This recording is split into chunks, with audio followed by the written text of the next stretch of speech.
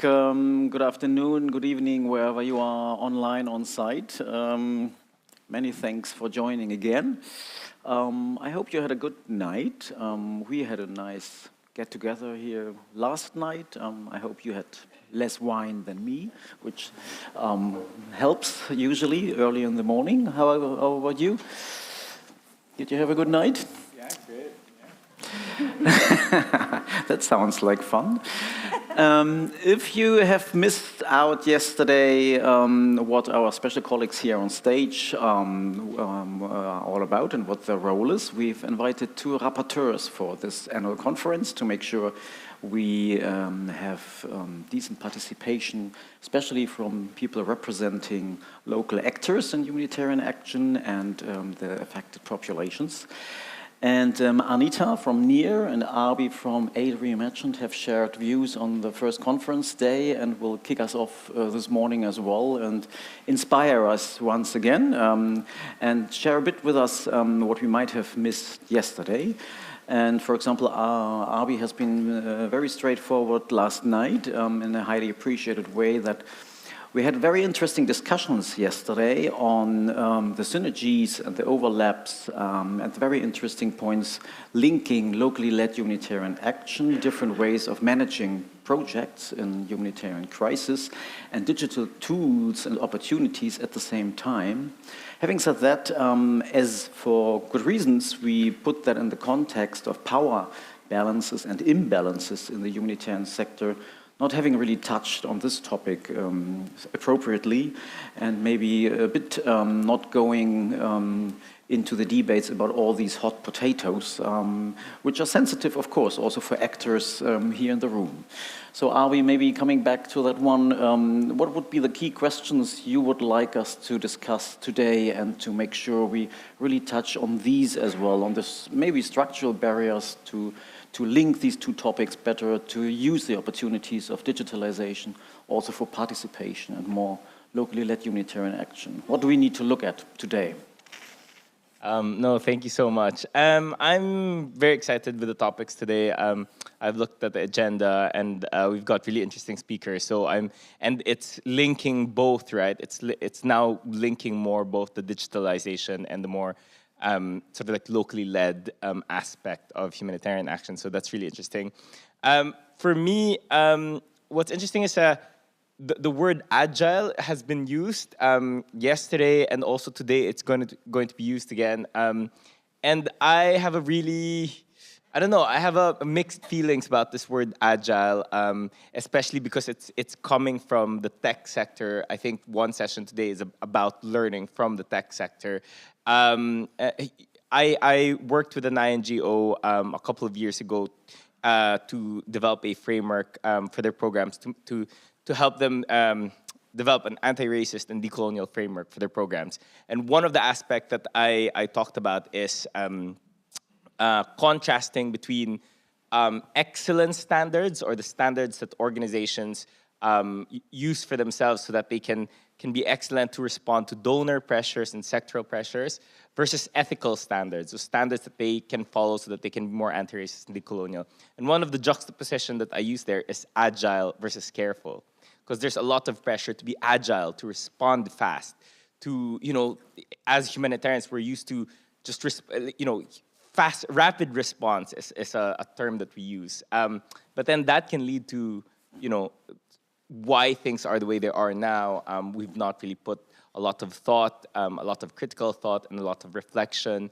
We've not valued maybe sort of like slower, but more nurturing relationships with our partners. So I think this word agile would be really interesting, and how we can kind of like learn from the tech sector. I do believe that there is a role for kind of like non-humanitarian non-traditionally humanitarian actors. I think, we have a tendency to be isolated as an industry. We only think, oh, humanitarian actors, we only speak to each other. So it's great that we're bringing in outside perspective, but how can we kind of like learn from that while still keeping a critical eye? Yeah, I'm excited for that. Mm-hmm. Very interesting, many things. I mean, in which way agile could be used, or it could be done in a more agile and at the same time participatory way. That's surely something discussed today, and Darina is the key expert on that one, and will surely share her views and insights from her paper on that one. Maybe just quickly on power imbalances, Anita, what would you hope for, also given your background and all your great work with NEAR and your experiences dealing with the ones benefiting from the power balances as they are right now? What you hope for today, how they share perspectives, insights, maybe ideas how this could be changed from within the system, if that's possible? Thank you, Ralph. Sorry for that. It's okay. Good morning, everyone. Happy to be here as well. Arby said something yesterday around the lines of, the challenges and barriers to localization are people problems, and that technology is a tool of people problems. So I would hope that the international actors in the room are really absorbing the lessons and being able to interrogate at a personal level what learning can be brought back to your organization, what tools could be used to resolve the challenges your organization is facing in including your partners in management meetings or working collaboratively on proposals or donor reports, using digital technologies to support reporting in multiple languages, and et cetera, et cetera, et cetera, because there's that desire, that motivation that is needed in order to be able to use the solutions here that are being proposed and discussed to actually make change within the sector. And I think I was reflecting kind of overall on yesterday, and one of the things about digital tools is that advancements are being led not just from the global north, from the global south as well. I think that's something really interesting and exciting. And I know today we have panels that will be able to talk about that. I think there's an opportunity also for not very digitally savvy international humanitarian sector to learn from local organizations that are advancing in ways that you are not, and to like actively seek out the solutions that local and national organizations are working with. I think there's now more research than I knew of, as I saw yesterday, and I hope that all of you are going through those documents, as I will be, to try and mine some of those solutions. Many thanks for that. Maybe touching quickly on one point in addition, which we might have underestimated yesterday, if you think so. Reading your CV and prep for the conference, I found interesting there is sort of a mission statement in your CV, and you said, "I'm committed to contributing to shaping a more effective aid system as part of NEAR." And I found that interesting because when we talk about more locally led action, it's a lot about participation, dignity, about the way we manage the system, but not often about effectiveness or even being cost efficient. Is this something we should look more and to be open to discuss as well? Or is there another reason why you put effective at the forefront of your mission? Well, I think that humanitarianism, I am a humanitarian. I identify in some ways as a humanitarian because of my career. I think that effective humanitarian action is part of what we all are working for and towards. We all want these people who really are facing challenges and shocks in their communities to have what they need to address the challenges in their communities. That is what I think, what kind of unites everyone in this room and beyond in the virtual space. I think I see localization. I see the aim and the mission and vision of NEAR as and the work of local actors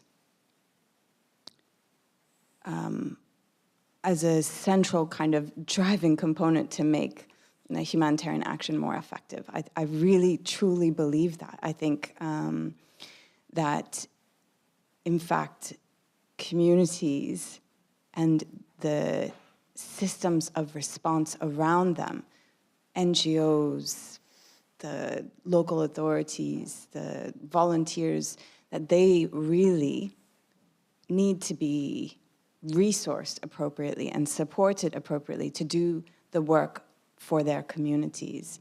And that, to me, is most effective. So, yeah, I think, sorry, that threw me a little bit, that question. The cost-effective thing, I have, like, caution around around this terminology, because I do not think that the shifts that we need to make are within the sector are in the short term necessarily going to cost less. I think actually, in order to rebalance the system, we need to be spending more and channeling and redirecting the money that's available within the humanitarian system to different sources. So yes, cost effective over the long term, but not cheaper. In the first place, investments are needed. Avi has been tempted to comment as well, apparently, and then we wrap up. No, sorry. I completely agree with you, right? And it's always interesting, this question of, are we pursuing localization or are we pursuing effectiveness, as if it's a kind of like a cost benefit or a trade-off. But we have evidence for this. So Dan Honig, who did his PhD in Harvard and wrote a book about his thesis, he's a quantitative economist, and he looked at 14,000 aid projects and then categorized them. One that is more kind of like locally led, where local actors are the decision makers, and one where there's more top-down. And what he found analyzing all of these projects is that the locally led projects are more effective, actually, in certain parameters, right? In large part because of the tacit knowledge of local actors, because they know their own context and reality. So we know that it's more effective if it's locally led. And in terms of cost effectiveness, there's a recent report that came out, and it's called the Economics of Humanitarian Aid or something like that. And it shows that locally led humanitarian action is more cost effective. So it's almost like, well, I wouldn't say not debate, but there is evidence here now to show really that what we knew all along, which is locally led humanitarian action, is more effective and can be more cost effective as well. Thank you so much. Thanks so much for inspiring us once again and kicking us off into our second day. We will hear again from you when we close in the afternoon, and we'll look forward to your frank opinions and straightforward feedback. Thank you so much, and with that I hand over to the first panel.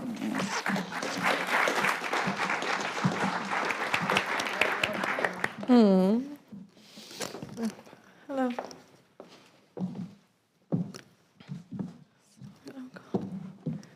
Thank you very much, and good morning, good afternoon, good evening, wherever you are and what time it is at your place. So we are panel 3, and the first panel for today. Our topic that we're going to have a discuss today is learning from the tech industry, the potential of participative management for equitable partnership in humanitarian action.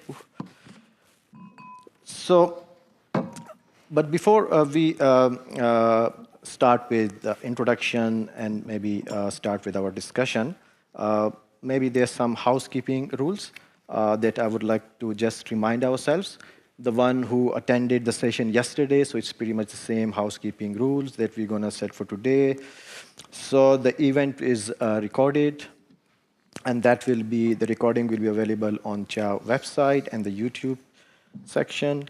Online questions, comments, feedback are very welcome. And the one who are joining like online, they can do this through chat, using the chat option. And later on in the, before we close our discussion, these CHA colleague will be able to share those comments, feedback, question with the panelists. And if you are facing any issue online, the tech support is also available. Again, use the chat option, and the colleague from CHA would be able to respond and hopefully resolve any tech issue. So with this, I'll just start with introduction. So I'll start with myself. My name is Zaki. I'm from Global South research-focused organization. We are located in Pakistan. So I'll just stop here, and then maybe Darina, if I come to you, if you can briefly introduce yourself. Yes, thank you. My name is Darina Pilowska. I'm a research fellow at the Center for Humanitarian Action that we briefly call CHA. Rajan, please. Good morning, good afternoon, good evening, wherever you are. I'm Rajan Ghimire. I work with Multigen International as a country representative for Bangladesh, as well as I'm also the country program unit coordinator for Together program in Bangladesh. And I'm from Nepal. Thank you, Rajan. Sonia. Good morning. Svenja Meyer. I'm here for the German Federal Foreign Office for the Division of Humanitarian Assistance, Disaster Relief and Mine Action, and I'm the desk officer for our NGO partnerships and localization. Thank you, Sonia. Dr. Shivangi. Good morning, everyone. This is Dr. Shivangi. I'm working with Welthunger Hilfe Bonn office. I'm heading a multi-country project, but based in India. Thank you. So thank you very much, Dr. Shivangi. So my role is more of a moderator here, but taking the opportunity, I'll also share something from a research firm based in Global South, because we heard yesterday some feedback, some inputs from the NGOs working from Global South, and what sort of challenges, issues they face with the current project cycle management, the traditional project cycle management as it stands. So if I may share a few things that the research organization who are based in the Global South foresee or they go through. So to start from beginning, I mean, setting the agenda or the TU was the research itself. I mean, the Global South partners, I mean, they feel very strongly that their input or their role is very limited. In fact, if not, they don't have a role at all in that agenda setting, identifying the research topic sort of things.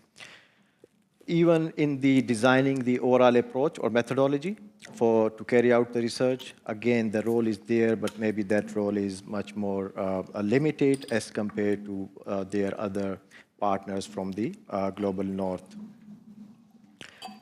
Definitely in the data collection, they have very strong role over there, the Global South organizations. But when it comes to analysis, again, they feel their role is quite neglected or limited. And these are for different reasons. Sometimes it is considered that maybe the organization from Global South, they don't really have that capacity to analyze the data and come up with the findings which really reflect the situation. But maybe that's not the case always, and the Global South partners would like to have more role in analyzing the data. As a Global South, a person from a Global South, from a local organization, we do understand that the international organization, they have more holistic view of some of the topics, some of the issues, because they work maybe on the global spectrum, different countries. But then on the other hand, the local organization, they have more in-depth knowledge of that particular area that the research is being conducted. So, and then more importantly, and this is something more I personally feel that as well, that's the data that is gathered for any research, which is primarily done by the local partner, but then that data is not available to the local organization for further analysis or for any further research. Because the contract are set up in a way that where the ownership of that data, that product, is rests with the partner from the north. And then some concerns also getting the due sort of acknowledgement on the research products, whether it's in the form of having their logos on the pages of the reports. But this is also some. So this is kind of challenges the research firm from the Global South would share. So with this, maybe if I can start off with our discussion, and Rajan, because you have a lot of experience working from international organization perspective and working more closely with the local organization for a very long time. So maybe if you can reflect and you can share your thoughts on how this traditional sort of project management cycle works and what sort of deficiencies, challenges, or opportunities you see. So over to you. Thank you, Jackie. In this first segment, because I'm talking much more on the barriers side and then challenges side, and the next segment I would like to come a bit more on what the way forward and what the solutions that we have been practicing or we are looking for and what the learning that we have. I would like to bring that to the next segment. The first, like looking overall the barriers and challenges, I agree with the yesterday's first panel. It had been said, actually the power imbalance is there, and within the whole traditional way, the project cycle management on the human cycle when we look. Because there is a much more the rigid top-down management structure is there, number one. So this has been, reflected by all the partners during my almost 2 decades working in the sector. That what, I have realized and I have talked with the partners. Another also, the decisions has been centralized to one. So it really delays the things because it has been in one point, everything need to come over there. So this is also a type of barrier that, we have observed, we have seen. Looking over there, there is also the fear from the both sides. The local and national partner side also there is a fear because they're afraid to say whatever they want to say, because if they say, the international partner would end the contract or would say, okay, you are not a good, we'll look for the next one. Also, the international partners also are, they are afraid if they say there is a flexibility working over there, they might misuse the resources. So the fear in the both sides. So what I have seen, because there is a fear in the both sides, that resulted to have a type of, not a trustful communication and open communication with the partners. So that is the barrier because they fear one another, so they are not able to communicate openly. What happened, the result of that, if they are not communicating openly, means, ultimately, the accountability part, because whenever we talk about the joint accountability, there is no assurance of the joint accountability whenever you do not have, an open and transparent communication. Because the accountability from the international, actor and partners think to the donor side, the accountability of the local and national actor think to the community side, and it is not a type of a joint accountability mechanism to ensure the international actor has also accountability to the affected population, and even the local and national actor has the accountability to the donor, because there is sometimes, we look in a way within the traditional model, this whole the compliance issue of the international actors to the donor, and whole the compliance issue of the, the dealing with the local people with the, the local and national organizations. So this type of, the attitude, mentality, or thought process that we have. So what happened because of that? Whenever the issue of the risk it comes, there is no certain mechanism to share the risk. On what way, what percentage, in what level, that who is going to share.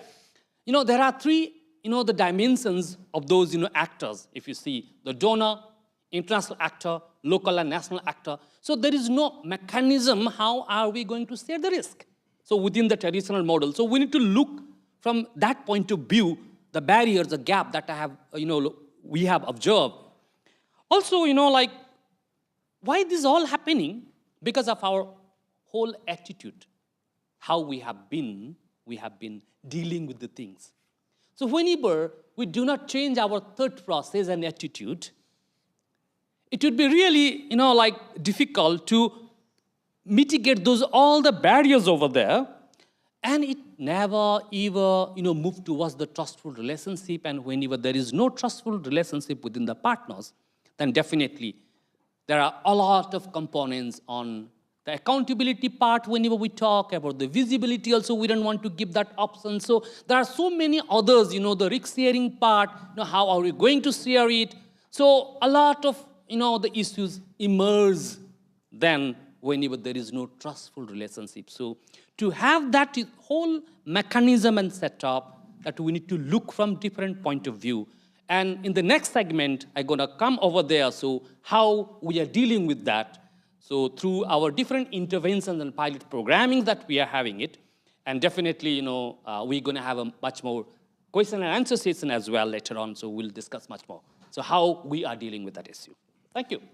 Thank you very much, Rajan. So you shared a few very good points. I mean, I put a few of them here, the top-down sort of approach in the traditional model, the attitude sort of thing over there, and then the risk sharing, besides others you mentioned, and some I mentioned as well. So maybe it will be good if we go to Darina now from CHA, and listen to her, because she has done fabulous research on the agile management. And let's see if we have some solutions or some options over there. So over to you, Darina. Thank you, and thank you also for calling my research fabulous. I don't think so, but what it really does is it reiterates basically some of the things that Rajan has just pointed out and that you also talked about. Within the framework of management thinking and management structures. And I have prepared a little presentation today that summarizes my research, and I hope to touch also upon some points that have already been raised. For those of you who have not came across the paper, you can scan the QR code, or you can also find a hard copy for those of you who are here in Berlin in the recreation area. So don't worry, it is also online upper, you'll find it.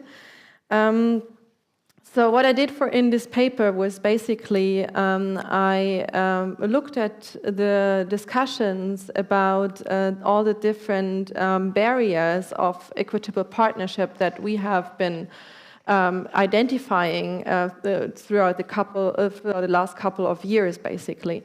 And I chose to look into the structural barriers specifically. Because that is something that has been frequently mentioned to me by my local organizations and foremans as something that is really putting some everyday physical triggers and some tools and approaches that really contradicts equitable partnership in their day-to-day action. And what do I mean by structural barriers? Well, that's all of the humanitarian system, as we talk about as such, it involves an inherent top-down approach. I think Abi has been mentioning it towards leadership and the processes on all the procedures that we usually use when we pursue humanitarian projects. And it all comes with certain norms, standards, and definition and practices that are originating from many of the most influential actors in the humanitarian sphere, and not so much from local organizations and local actors. One very concrete example of these structures is the day-to-day project management that we engage when we plan, design and implement humanitarian projects. And I consulted many humanitarian practitioners in Germany, Bangladesh, and South Sudan, and most of them really told me that still humanitarian projects are managed mostly following the traditional humanitarian project cycle management approach. And so I looked into the mechanisms behind it, and I found, well, basically, the first two phases, the dialogue and design phases, actually have some equal, some mutual and transparent structures within them, because they are meant to actually allow the different stakeholders to come together on equal terms, to mutually agree and mutually discuss the different interests, capacities, and needs. And this, of course, also includes affected people, and transparently build a project upon these conversations. But you will not be surprised, as you are humanitarian practitioners, that most of my informants told me that well, this is rarely used in practice. These very equal structures are very rarely used in practice. Mostly humanitarian projects are responses to donor calls and donor strategies that are mostly based on different humanitarian response plans and also other high-profile reports that are mainly coordinated by UN OCHA and other UN agencies. And one of my informants from a large international NGO said, this is because usually there's simply no money for needs assessments and analysis from other actors. Above that, most humanitarian projects need to run through some intermediary mechanism, may that be a country-based pool fund or an international organization, and these come with their own additional strategies and plans, and local actors have to respond to these on top of the donor requirements, right? And this leads to some sort of self-censorship. As one of my informants, I call him Paul here, from a local NGO in South Sudan, says, well, it leads to the fact that most of my colleagues just deliver towards whatever donor template they have and to which they are applying for, and do no longer think beyond that, and do no longer dare to introduce alternative thinking and alternative approaches. Well, the last point, which really reduces that these equal structures, or really hampers these equal structures, is that most of these dialogue and design phases just have a very limited time frame, right? You just have to have very little time to consult all the actors you want to consult, and this leads to the fact that often, especially local actors, drop out especially in the later feedback loops. And this leads to a fact that sometimes the whole project looks completely different at the end, apart from the initial proposal that was handed in by maybe some local actor. Now, after the dialogue and design phases, project cycle management goes on with some project formulation. And this is usually done by cascade of cooperation agreements that usually are bilateral agreements, first between some donor and then some intermediary function, be it an international NGO or a pooled fund, a financial mechanism, and then between these intermediary functions and local actors on the ground. And then, of course, these actors need to coordinate with affected people, but also other actors. And, well, this is actually a structure that replaces the equitable structures that have been in place before. So at the latest, at this stage, hierarchical roles and responsibilities are introduced that, of course, prevent equality. So no longer every partner is equal and has the same value. There is clearly the donor on the top, so everything is very donor-oriented. And as one informant said to me, well, this is projects become donor-led to the extent that sometimes we desperately try to respect the donor processes and procedures, as, for example, the logical frameworks and all the activities that come with it, even if this means that the project becomes less relevant and less effective. So here comes the effectiveness component that we talked about earlier as well. Secondly, this hierarchical setup places the intermediary function, the international organization, for example, over local ones. This sets them into the position that they can decide how they want to deal with all the other actors that come below them in the contractual hierarchy. They can choose to then apply an equal approach towards these partners, or to pass this hierarchical approach on. And what I found in my conversation was in South Sudan and Bangladesh was that, sadly, the latter is the case in most of the instances. And I wanted to share one quote from Gabriel, an international NGO. Well, when we work with local organizations, we only do so when we can make use of them, if we can have some added value, some advantage of that cooperation. And this practice of use and abuse also of local actors is really striking also in some other examples that have been mentioned to me. For example, in one instance, one local organization in South Sudan helped an international organization to win a multi-year funded project, but then got only annual contracts themselves. And at the same time, they always feared or felt that they were running the risk to be replaced at any time with any other local organization that was cheaper. And so some savings could be made at the side of the international organizations. Other instances are many other local organizations that constantly told me, well, we always fear to be kicked out for any inconvenience, for anything that doesn't run to the expectations of our local actors. And last but not least, this structure, of course, also involves missing links between some of the actors and puts other actors in so-called bridging positions. And what do I mean by that? Well, first of all, as you can see from this hierarchy, there is no direct link between donors and affected populations. And so there is a missing communication. It just has to run through different other actors that are in between. Secondly, of course, there is no direct link between the intermediary function and the affected people.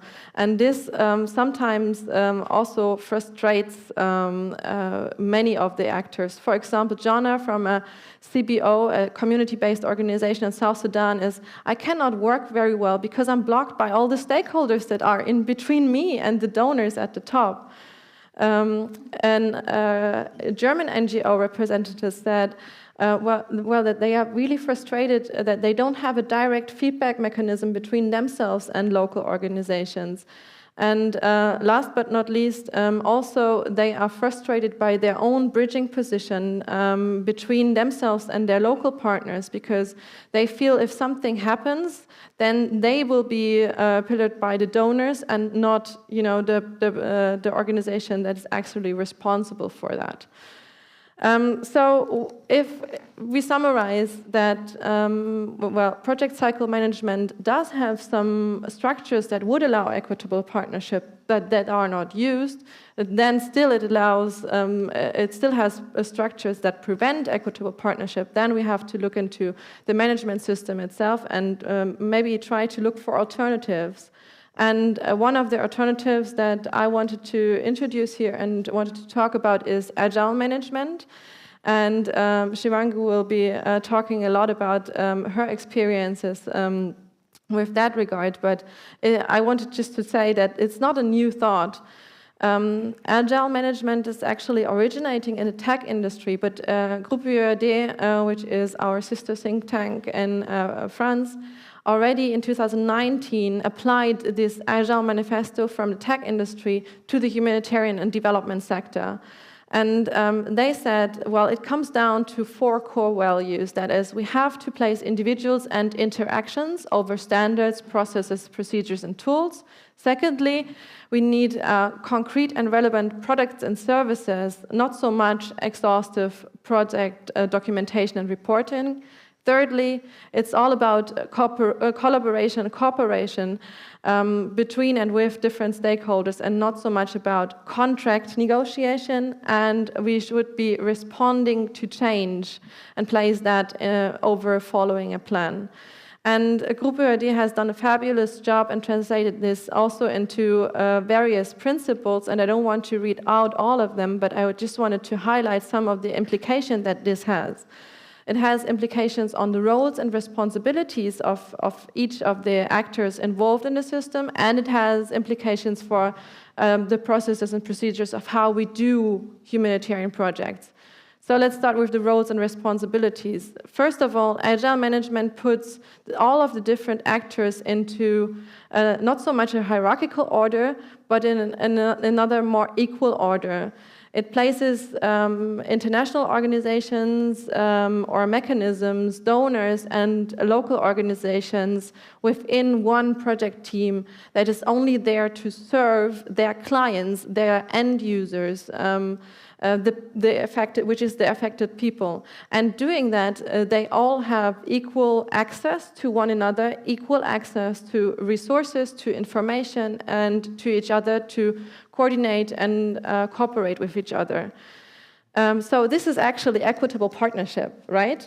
And then agile management puts affected people in driving seats as it understands affected people as the actual project owners towards their vision and towards their needs. The project team is to contribute. And of course, this is really not easy to communicate between the two. So, for example, Scrum, which is one application of Agile, introduces a so-called Scrum Manager, which translates and facilitates the communication in the different languages, both technically and also, the different languages in the different countries, between the affected people and the more technical project team. So it's actually a facilitating role that many of us have been talking about earlier as well. And secondly, this Scrum Manager also facilitates all of the cooperation within the team. So it's their responsibility to make sure that everybody has access to the right capacities, has access to the right funding needs, has access to the right information that they need to do a great job in what they want to do. Now, just quickly on the different processes and procedures. Agile, as we heard earlier, is always referred to as something quick, some quick responses. But it's not that it has to be a short-term project. It's just a different approach towards how we handle projects.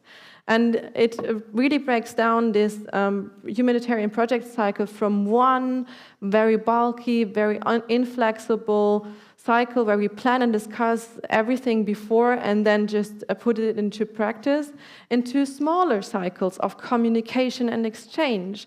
So we can have a 3 years project, but it just has a very broad project objective, a very broad vision, and then we have smaller cycles of consultation as we break down this broad vision that we all want to work towards into concrete actions.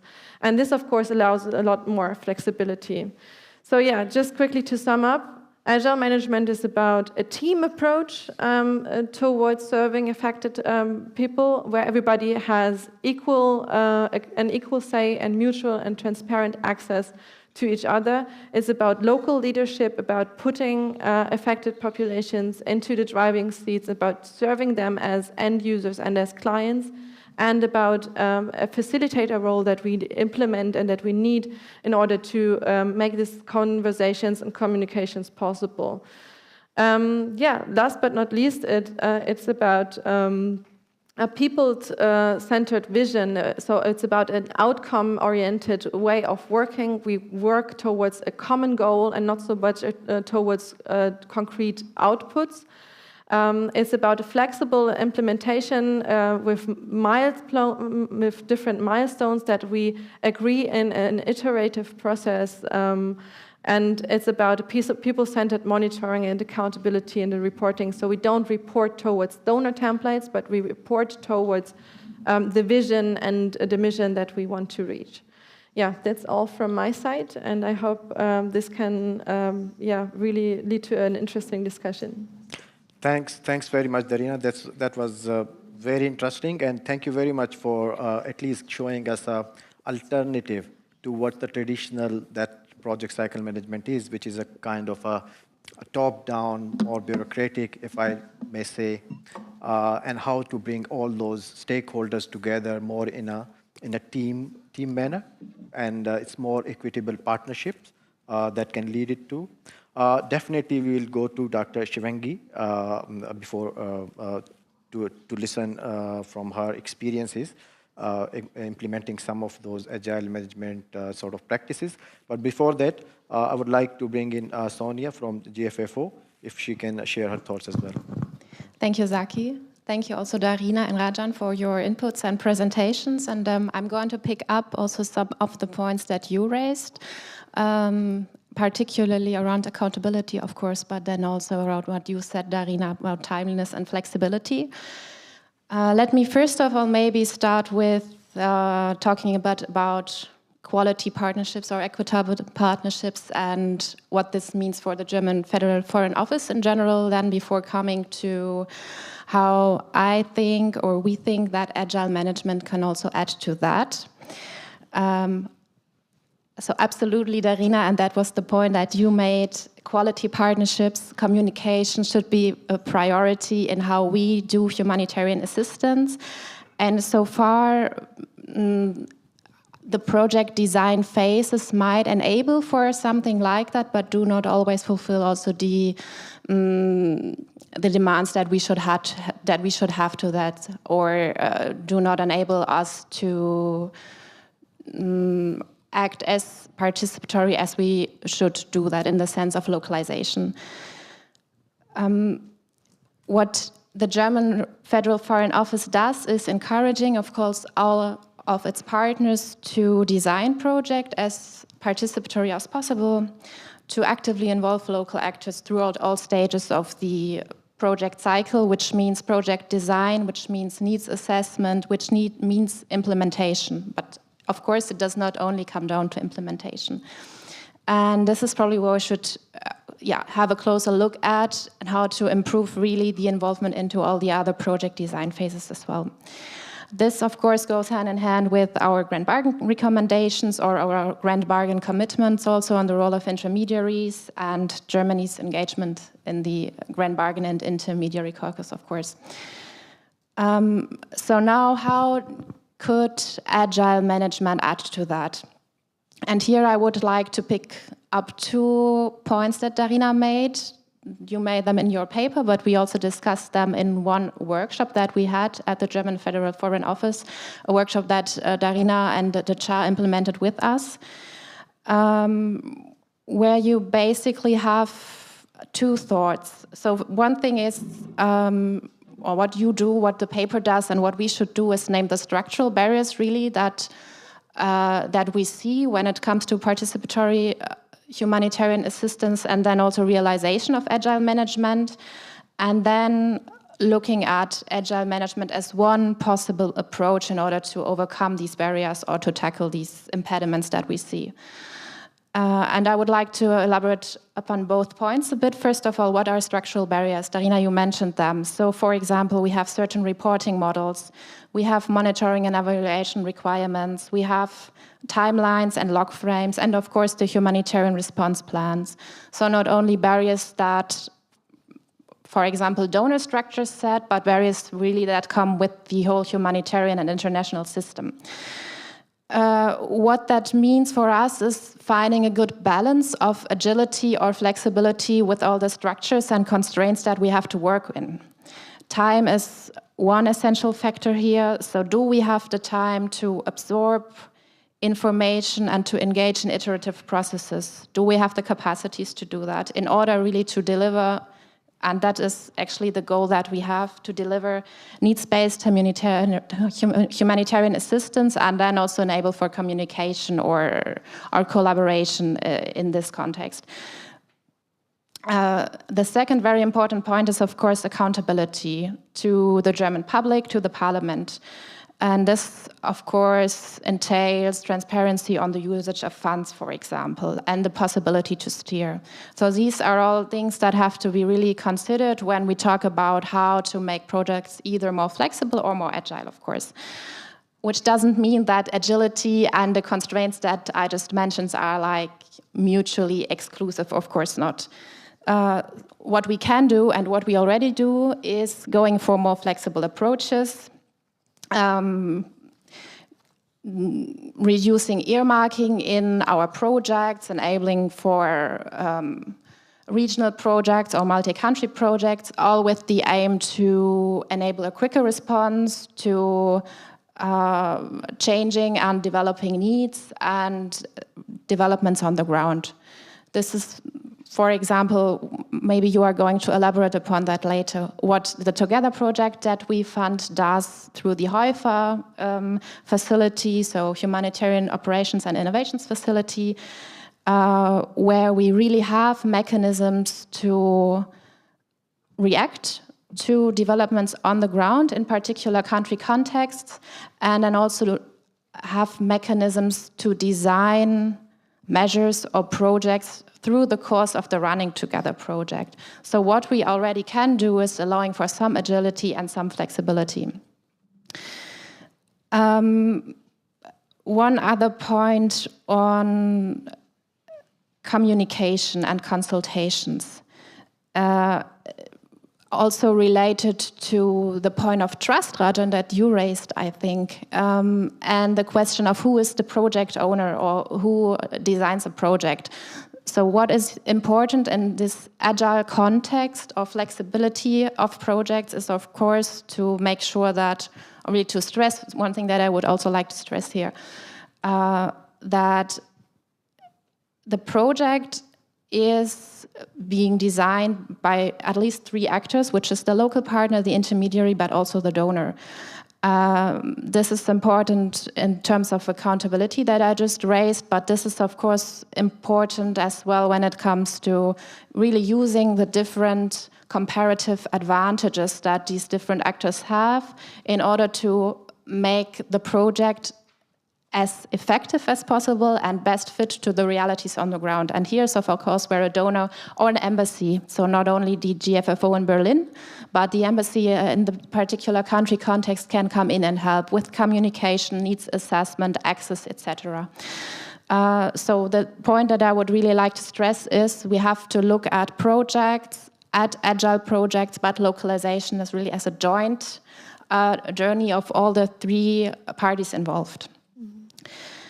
On the approach of agile management, one last point maybe is one question that I would also like to raise, or one thing that I would be interested to hearing from the both of you maybe is, so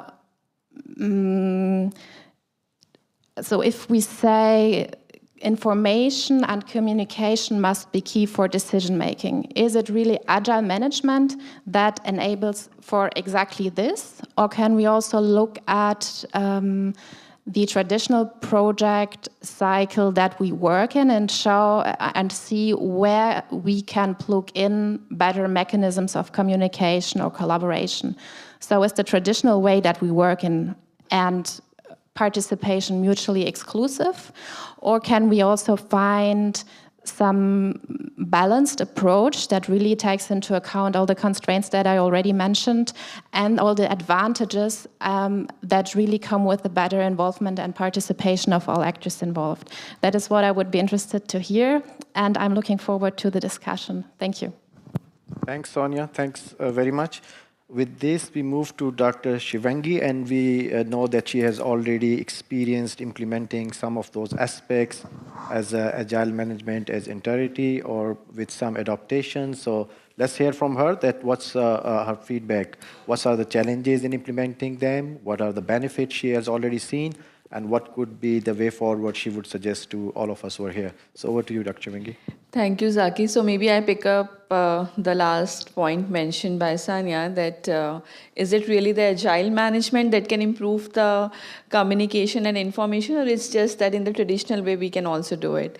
So I would say that as per my experience implementing the project in the agile setting, that it's the core value that this agile or agility really inculcate into the teams is that as a part of agile team, you don't have hierarchies. So if you lose the hierarchies, of course the communication can be improved. So this is the only I feel the challenge in the traditional way, that we have hierarchy. A country director says that how can you decide that you want to write the proposal without asking me? Who are you to decide?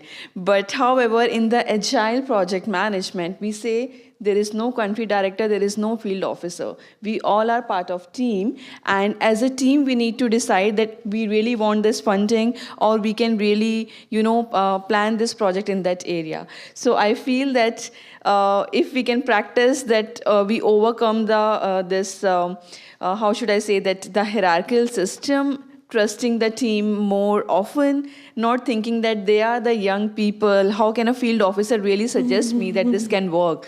I have worked in different countries. I have run several $1 million project. I have more experience than this guy.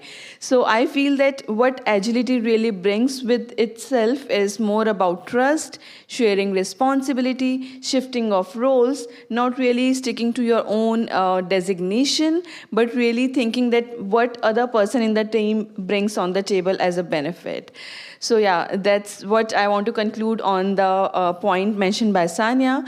But in general, if I pick up some of the point from this morning and also from the yesterday when Julia was saying that being a implementation partner, you don't have a lot of freedom to really come up with a project plan or come up with a budget.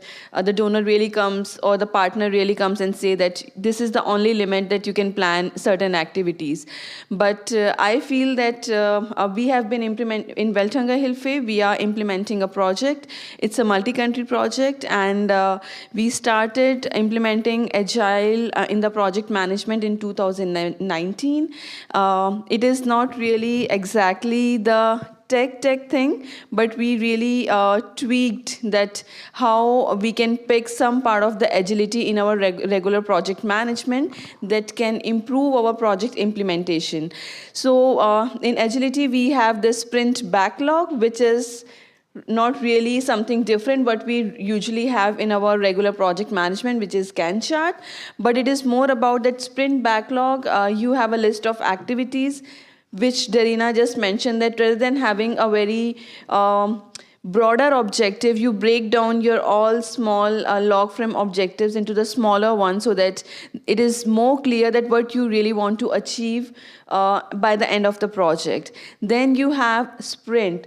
If I pick up your discussion that we really want to be so rapid in our response, so we really decide that how quickly we want to really adapt to the changes on the field. So you commit a time. So you plan your week. Of course, we do it in the conventional projects management as well. But here, you allow team. You are not, as a project manager, deciding what team is going to do. Being a field officer, the field officer comes back to me that, okay, this is what I feel that can happen in the current situation as a part of activity. So this is the plan for a week.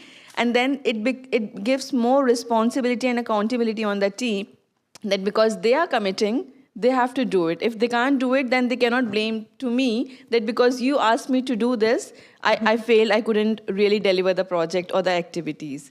Then going back to the product backlog, which is really from the agility framework, it is the log frame of the proposal. So you just translate different things of the agility in your day-to-day project, and you pick what works in your regular project management. So just giving a brief reflection that how agility has helped us as a Weltunga Hilfe in the project management is that in 2019-20, when the COVID really affected all of us, our projects were also part of it.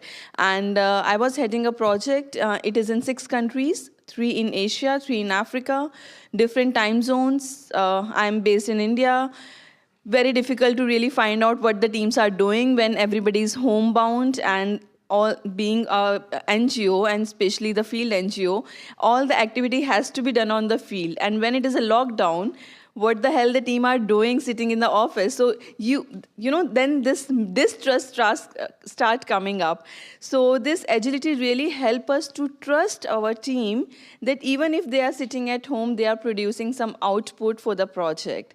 So this agility helped us being very transparent and being very trustful on your field team, your partners, who are sitting in Uganda or Malawi, Nepal, Zimbabwe, me sitting in India. So we used to I hardly get time to be on the field 100%, so I keep on traveling to the different countries. So what agility helps me, that these reviews, which we say that which happens every 3 weeks, I get to know what is happening in the project. And because agility has given us this freedom that I'm not the donor, or the person who is reporting to me is not my implementation partner, there is more openness. If something is failing, they are very much comfortable in expressing that this is not going to work on the field. And I think, again, giving a reflection on what Anita said yesterday, that we are not able to translate the language of our beneficiary in terms of digitally transforming them. I would like to say that in our project, we, as a part of agility, it again pushed us to be closer to the community. We opted user-centric design thinking, where we really ask users, like the community or the client. Of course, yesterday ISC presented that we have moved from this way of really defining beneficiary, because when you define them as a beneficiary, they will always think that we are there to benefit them with some of the allowances or some of the distribution thing. But as a part of agility and design thinking, we always treat our community as a client. What do you need? What we should serve you? So we really, even if we have to design a module for how to really produce potatoes, we really go and reach out to them what exactly you want to know in terms of what you want to do in the farming of the potatoes. So I think this agility gives you a lot of flexibility to be more closer to the community, your implementation partners. They are sitting on the field. They can decide better. So, for example, if I give you another example, this morning, one of my partner from Uganda dropped me a message on WhatsApp. Hey, Shivangi, I saw this proposal call. Let's apply for this. I said, yes, please proceed. So these kind of attitude gives a lot of confidence and empowerment to the local partners, that yes, they also have the right, that what kind of projects they want to do, what kind of proposal they want to do. And as a Welthunga Hilfe, as a supporting agency, it gives a lot of freedom to me to have more time to technically really, have more time to support the teams, that, okay, this is the area that I can build your capacity on, maybe for the proposal writing, or maybe how to really have good communication skills to present your project, that it can really have more impression in the community. So this is just to give an example that as a part of head of project, I own the product, which is agility term. Product is like your own project. I own it, but I have this freedom for the partner project, partner staff, where the coordinator is the master, scrum master, who really coordinate within their team that what they are going to do. If in the LFA or in the log frame, we decided that as a part of midterm evaluation, we will do it after 6 months or maybe 1 year, but maybe as a part of team, they decide that what they want to do, if the situation is really allowing them to do it now or later, in what kind of settings. So yeah, in a nutshell, I would say that this agility has given a lot of scope and benefit to us to decide early on the failures. And talking about what Rajan was saying during the discussion, that who owns the risk. So agility also given us this space that together we have given and communicated this to our partners. Don't fear about failures. Don't think that we will blame partners, that it was you that really happened on the ground, but we share the responsibility. So we we trust each other, and that give more room to, more exploration, better implementation, efficiency, and effectiveness. Yeah, thank you so much. Thank you very much, Dr. Shivangi. And if I may, set few bullet points from what you have shared. The key is that removing that hierarchy. I think that's the key message coming up from there. And that bureaucratic red tapes that needs to be taken out, freedom to the partners, to the community, trust, transparency, and that then makes it easier for you and make you more closer to the community, to the clients you want to serve. So I think these are fantastic takeaways. But before I come back to the panel, and if they have any reflection to share, maybe if I take the liberty and ask you, Dr. Shivangi, what are the key sort of challenges you have came across when you are implementing this this new approach? Because whenever we change something which is against the traditional settings, there are always some sort of challenges that we face, and how you overcome those challenges. Very interesting question, and we still face those challenges when we talk about that. We explain to our local partners or even the country offices that that's how the project is going to roll out in the agile framework. So there is a lot of resistance because they feel that how can you really decide that this is not going to work? And when we have written something in the proposal, that means we have to do it. So the mindset of the organization that we cannot give freedom to our field officer to really decide that what kind of activities they can roll out. This was the biggest challenge, and also the power dynamics. Lately, last month only, I visited one of my partner office, and they said. I was just curious to know that, okay, do you have any challenges in the partnership maybe we can work on? And the CD was very open, saying that we don't really appreciate that you are so close to our project team. If you want to work with us, you just directly communicate with the country director.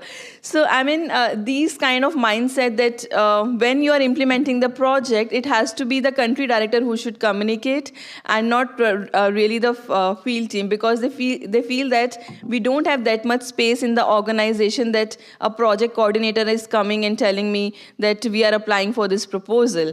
They don't have freedom to express any kind of, bottleneck in the projects. So this hierarchy system that we have to keep on, saying to the CEOs or the country directors of the local NGOs that please step down, start trusting your teams, believe in them. So yeah, those are the most two difficult challenges that we always feel. And this is very interesting. So it's not only the INGOs or the donors, it's also for the local organization as well. They have to trust their team as well to make it happen. So thank you very much. Rajan, I think you wanted to share something here. Thank you. Yes, definitely, as I have already shared some of the barriers or the challenges within the traditional structure, but we also have worked in the way forward, how to overcome that. So one of the example that from the Together program, so one of the program, it has been funded by the German Federal Foreign Office to 8 countries with, including the Germany's 9 countries.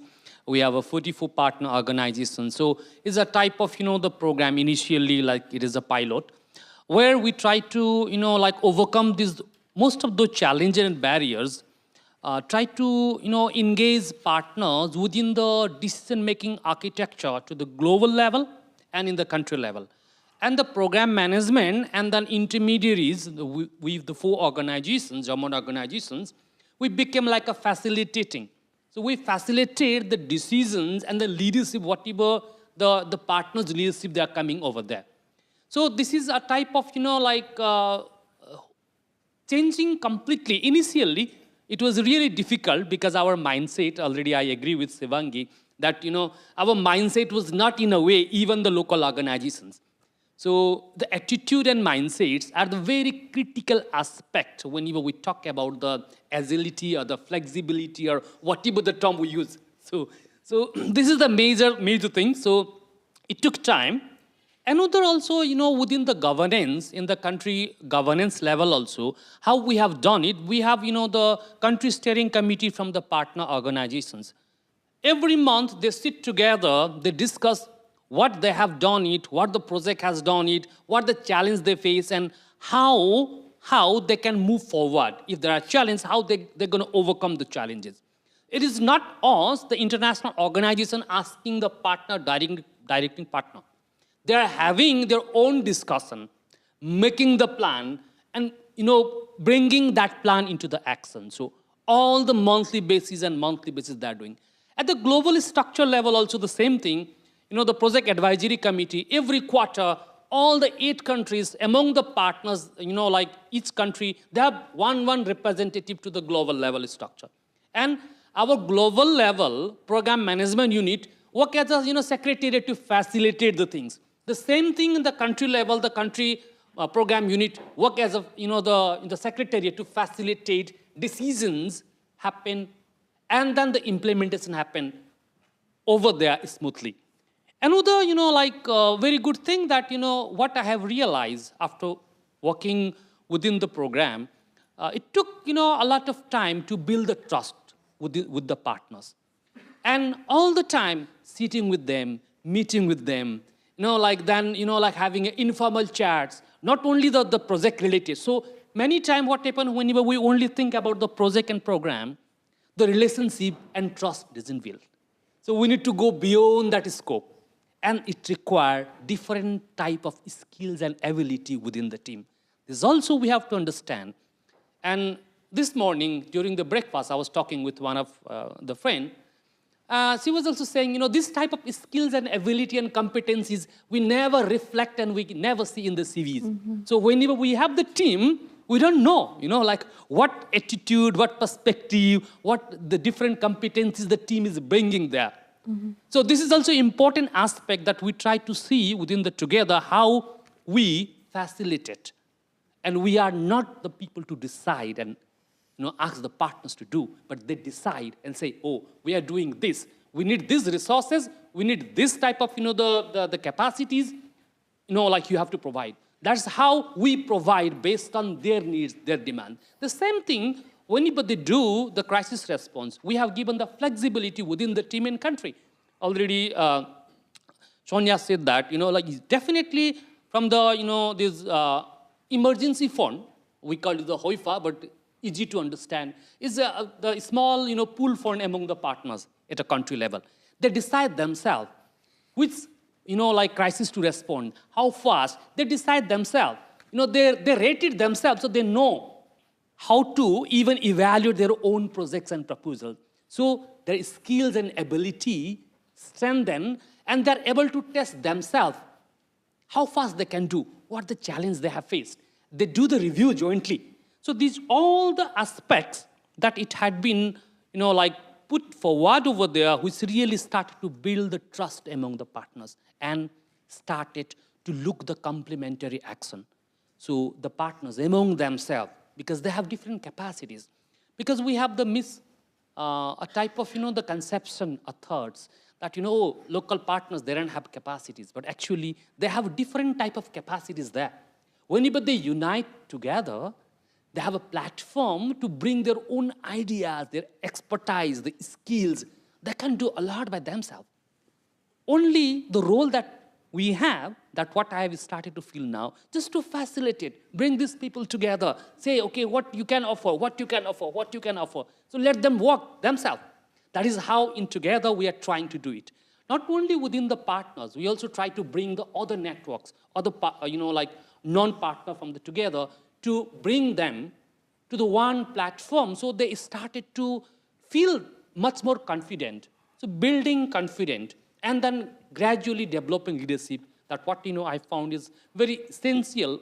Looking the the localization point of view, localization the framework over there. And this let's see how it goes. Still we are in the pilot phase. We are learning a lot. We also have a lot of challenges that we face. We are gradually overcoming the challenges. Still a long way to go. And definitely, already Sonia said that, localization and then, the humanitarian reform agenda is not, easy go task. It's a long journey. So we are walking. So still is a marathon. Very long marathon, and we have to go really long. We'll see where we can reach. Thank you very much, Rajan. And I'm looking at the watch. It's 11:15. So before we open the floor for question and answer, is there any sort of reflections, any inputs further? Oh, do you want to go, Dr. Shivangi? Yeah, so maybe I would like to add that it is, of course, as Radhan said, it is a long way to go. So one of the challenge that we face, though we are trying our best, and we also try. So as a agility, I think it has also transformed us as a person, that we are always open to express our challenges as well to the donor. So we don't fear that donor will say that, okay, you can't do the project. But I think somehow we have this mindset that let's only speak donor language. So I think the agility has also given us this scope that we also try to express to the donor. For example, this is a BMZ supported project. And while writing the project, we express that it will be implemented in the agility form. We will decide on the changes early on. So this gives us the opportunity that during the interim reports, we express this to the donor that this is what we committed, but we see that this is not moving on the field. So maybe we would like to have these changes. So the best part is that, yes, the donor is also trying to come on board, but it is taking a bit more time than what is required on the field. So this is also like one of the bottleneck during project implementation, that donors also doesn't really get why we need to be more flexible and agile, that what we write in the proposal is not a stepping stone. Over the period of time, if the situations evolve, we should also, need to get out of those mindset that no, what has been written has to be implemented. Yeah, thank you. Thanks, Dr. Shivangi. So the floor is now open to question and answers, any feedback, comments. So the colleagues who are online, they can just drop their comments, feedback, questions in the chat, and the CHA colleague will then share them with the panel. The colleagues here in the hall, they are more than welcome to come in front and share their thoughts, questions, comments. So before we take questions, we have a few discussants with us in the room, and I will request them if they can share their views as well. So I'll request Mustafa Talha from Foundation for Human Rights and Freedoms and Humanitarian Relief, Turkey. So Mustafa, over to you. Maybe you take the other one.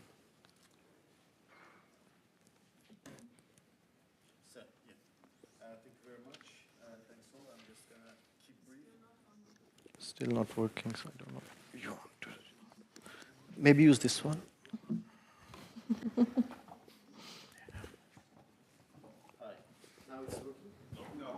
Wow. Is it now? Yes. Okay, this is the third one. Thank you very much for all these interventions. Great.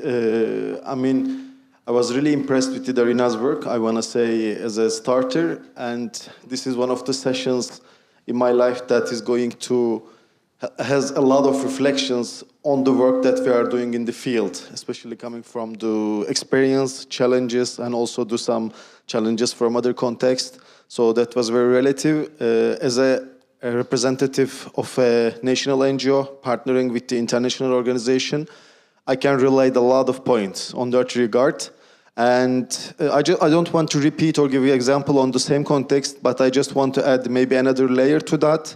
We are talking about the partnership between the international entities and the national NGOs, but there is another invisible layer, which is so-called, sub-IP, sub-implementer partner, which, not even mentioned in anywhere in different platforms.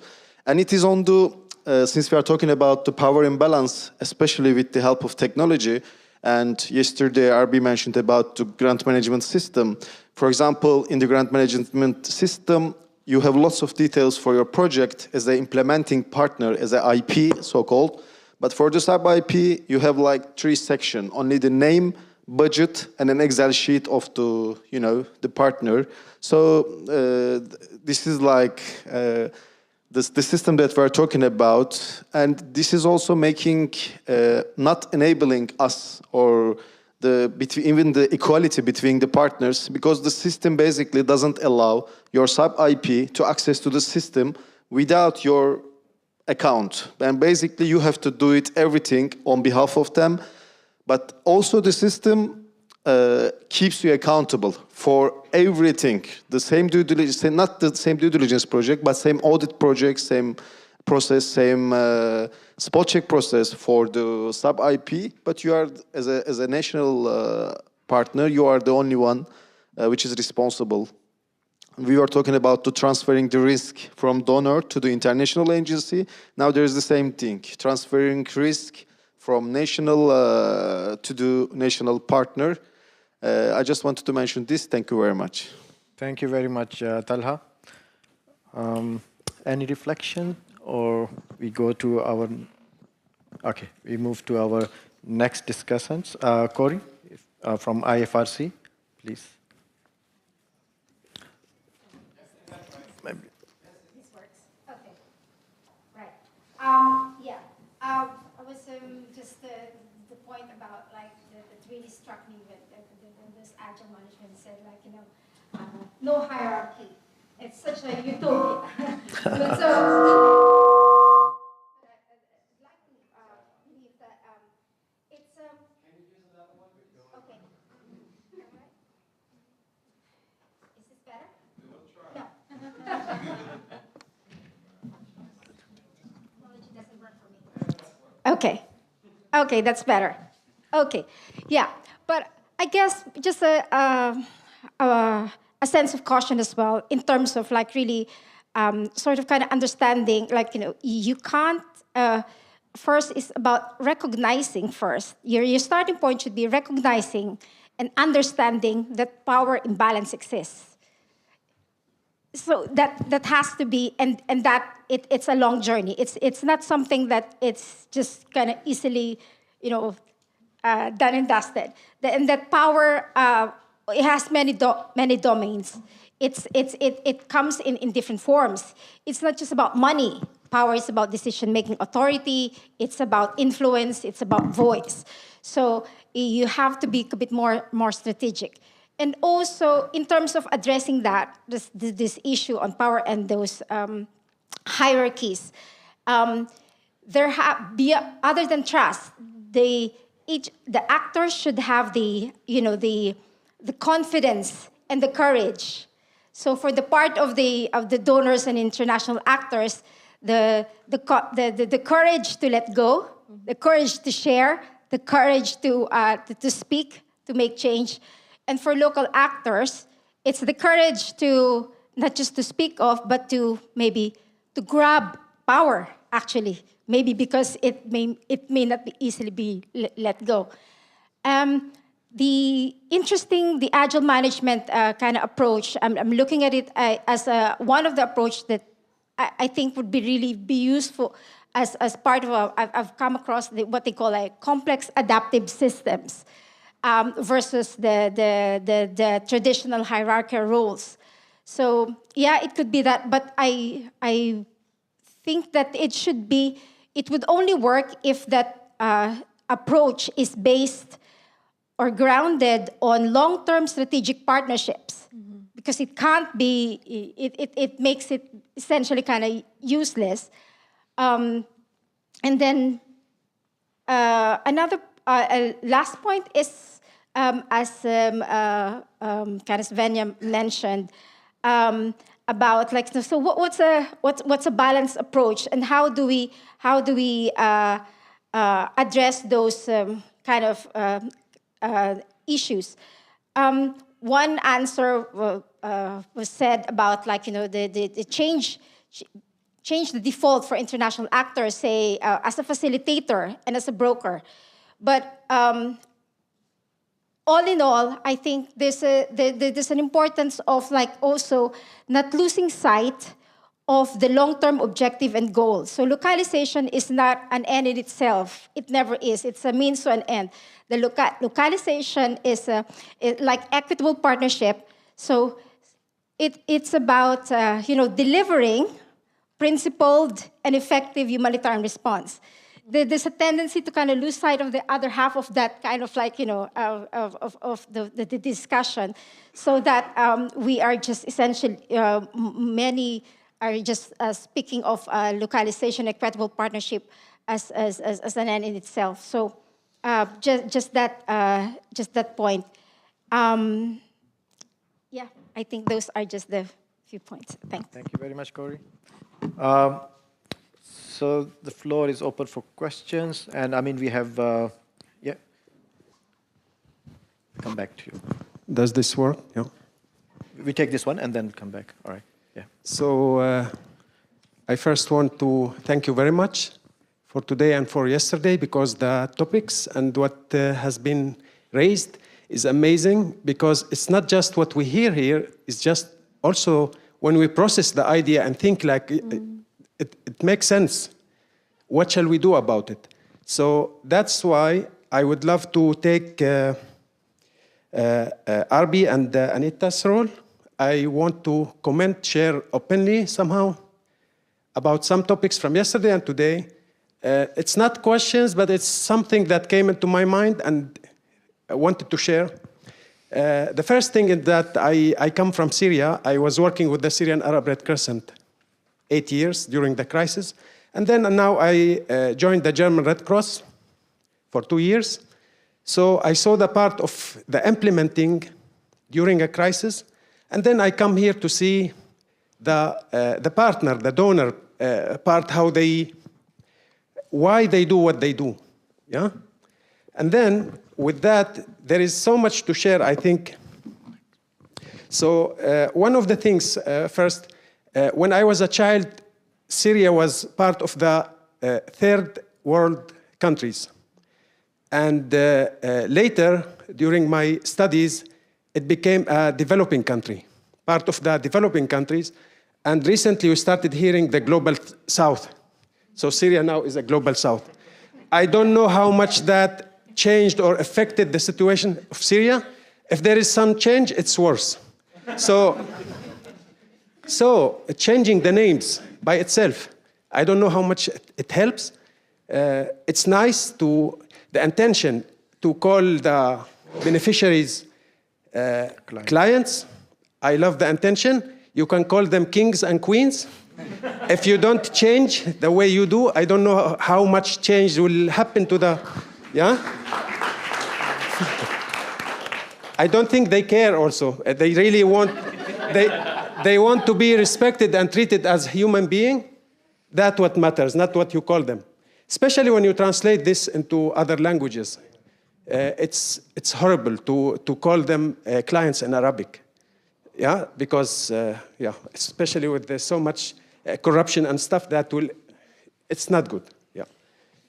The other thing is speaking about technology and all the applications and systems it brings. It's tools. And tools is extension of the human ability. If there is no human ability, the tool cannot do nothing. So it's just a tool. And we keep hearing that, and it's true. It cannot solve problems by itself. And about causing harm, what I noticed, at least from my perspective, and at least in the humanitarian sector, I assure you 100% nobody of the humanitarians wants to cause harm in the countries we support and we work there. It's just they need to know more about the country and about the people and about the context. And I think we should help them understand better, because because they are not politicians and they don't want to cause harm, they want to help. Sometimes when the harm is caused, it's not because there is any intention for that. It's just they need to understand better. One more thing I want to share is, I noticed this in Germany. It's very easy for everybody in Germany to understand something. And then when we put a project or something and we know exactly everything is fine. And then we expect the country to just report and do the things the way because it's easy. This is what we want. They operate in different, if it's a game, somebody in this level, somebody in that level. It doesn't work there. They don't work this way, they don't think this way, they don't deliver this way. And then you sit here expecting and you really put efforts to make it easy, so you really made it easy for them. But it's not easy. They have different way of understanding and doing, and they cannot perform. And then there will always be problems if we don't go to understand better, again, the context and the people. And this context and people, anything you do, because now we speak about things, but what we agree on in one country might be totally different or wrong in another country. So you need to always consider the context and always consider the people. It's really about the people at the end, with whom you are dealing and what they are doing. Yeah, thank you very much. Really, I highly appreciated that you're sharing your thoughts. You have more points to share? I want one suggestion, and this is because I am an information management and digitalization specialist. I think the information management can solve a very big problem. What we have here, decision makers are not aware of technologies because it's new. And they need somebody to translate their ideas. They think that technology can solve everything because they really don't know. They need somebody to translate their ideas to the tools and use it, yeah? And somebody to use those tools and bring ideas to them. This part could be covered by information management. We need to improve the information management in the humanitarian sector. We need to include a information management person in every project we design to be part of that, to enable them to have this capacity so they can perform and they can use, because we are going digital, whether we like it or not. It's happening. We need to adapt to this and we need to include it in our planning. Yeah, thank you very much. Thank you very much. Thanks. And for the other colleagues, if you could please use that sign. Yeah, that's next. Okay, here we go. So my name is Smriti Patel. I'm the Director of Global Mentoring Initiative and also represent Alliance for Empowering Partnership. Thank you very much for bringing this thing about clients. Just to say, I used to work for the private sector for many years, and the reason why I switched was because I felt people were not at the center, and I want to really bring that in. Please don't call them clients. They're people, right? And really centering that in is so, so important. And that's about engaging with the heart, right? That's why we are here. And I would be really worried if a lot of the language that we're using, we're adopting from the private sector. Can we put our heart at the center of this and decide on what we are going to say and the language we use? The other part really struck me was still the conversation is centered around the internationals. It's not centered on the people. It's not centered on the countries where all this is taking place. How do we make sure that the international system is contributing to the collective capacities of the countries, for the people that they can work for themselves and are able to deal with those things that happen in the countries? It's all about our mandate, our mission. This is what I hear. It's your mandate, your mission. What about them? How will you contribute to that? And the donors, please, the way you are funding is actually fragmenting things instead of looking at the collective capacities to ensure that the countries can deal with this themselves, and there's local capacities to do that. So I think there's a lot of work to be done around that, because I feel like right now we're breaking everything up into agile project, this, that. But what's the bigger picture, right? What are we really trying to do? What are we trying to contribute to those countries? It's not about us. It's about them, because a lot of the humanitarian language is about, oh, we are putting money there for the solidarity. We're going in solidarity. I want to know how you're showing up your solidarity. Right now, it doesn't look good, right? Because we are just there to get them to compliment us rather than us complimenting and supporting to do what they need to do for their own people. Really, let's put that at the center, because I still keep hearing, I love the agile and all the language, kind of some of the approaches to find the solutions, but let's be careful about the language. And please, can we engage with the heart, right? And the will come. Thank you. Thank you very much. And I think the key takeaways from both your comments and the comments earlier, it's more of the way we think, the way we work, and it's the mindset that needs to change as well, because it will help a lot what we want to achieve. So yes, our next, please. And we can use this send watch. I'll keep it short. All right, that's good. Okay. So my name is Leylan. I'm doing an internship at the Center of Humanitarian Action, and I'm quite new to the field. So I have so many questions, but I'll keep it short. I'll ask just one, complimenting on what Corey said about the power balance, that if the power has to be balanced in the future, that the donors have to be willing to give part of this power up for like local actors. And I have to ask myself, what actually is the incentive for like big players and for donors to actually give a part of their power? Because on the part of the local actors, it's obvious why they need that, because they have more expertise on the ground. They want to deliver like better help for people.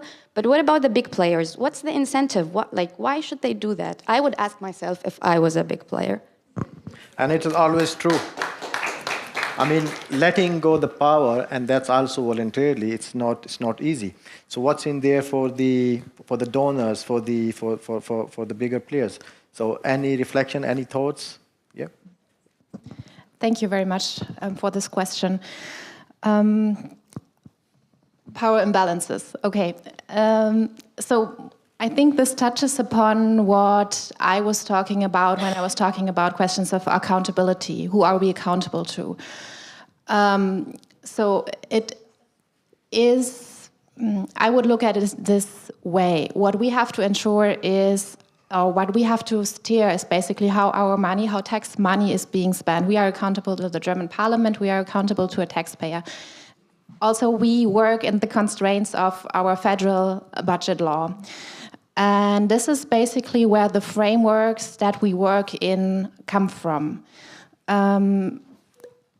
So it is not that much about wanting to give up power or not wanting to give up power. I think the question is more about how can we really find a way to balance all these constraints with the agility that we like and the flexibility that we need and the participatory approaches that we would like to have. I think that is something that we have to look at. And I also think that this shift in behaviors and roles is not something that is in the responsibility of the donor alone, but this is also something that we have to engage in a joint discussion. And is, of course, also a question of how do intermediaries see themselves and what responsibility are they willing to give up or pass on to local partners, of course. I hope this answered your question. Thanks, Sonia. So we have some feedback, question, comments online. So what do you? Exactly. There are actually two questions to Darina and one question maybe to one of the other colleagues. I'll let you to decide, Saki, whom to raise it to. So maybe let's start from Ethiopia. That Abu Wudayu, I hope I'm pronouncing the name correctly, from the Vaku Gutu Foundation, is asking Darina, what is the major Scrum manager and intermediary regarding response to affected communities, local organization, have more close than any donor or INGOs, including culture and norms, how we balance their value and role more close to donors than intermediary, because they first responders for the communities are the local organizations. And maybe to follow up on that one, there's a second question similar to that from Kama Iqbal from the Pak Mission Society and national NGO working in Pakistan. Do we have any concrete examples for implementing agile management and humanitarian programming?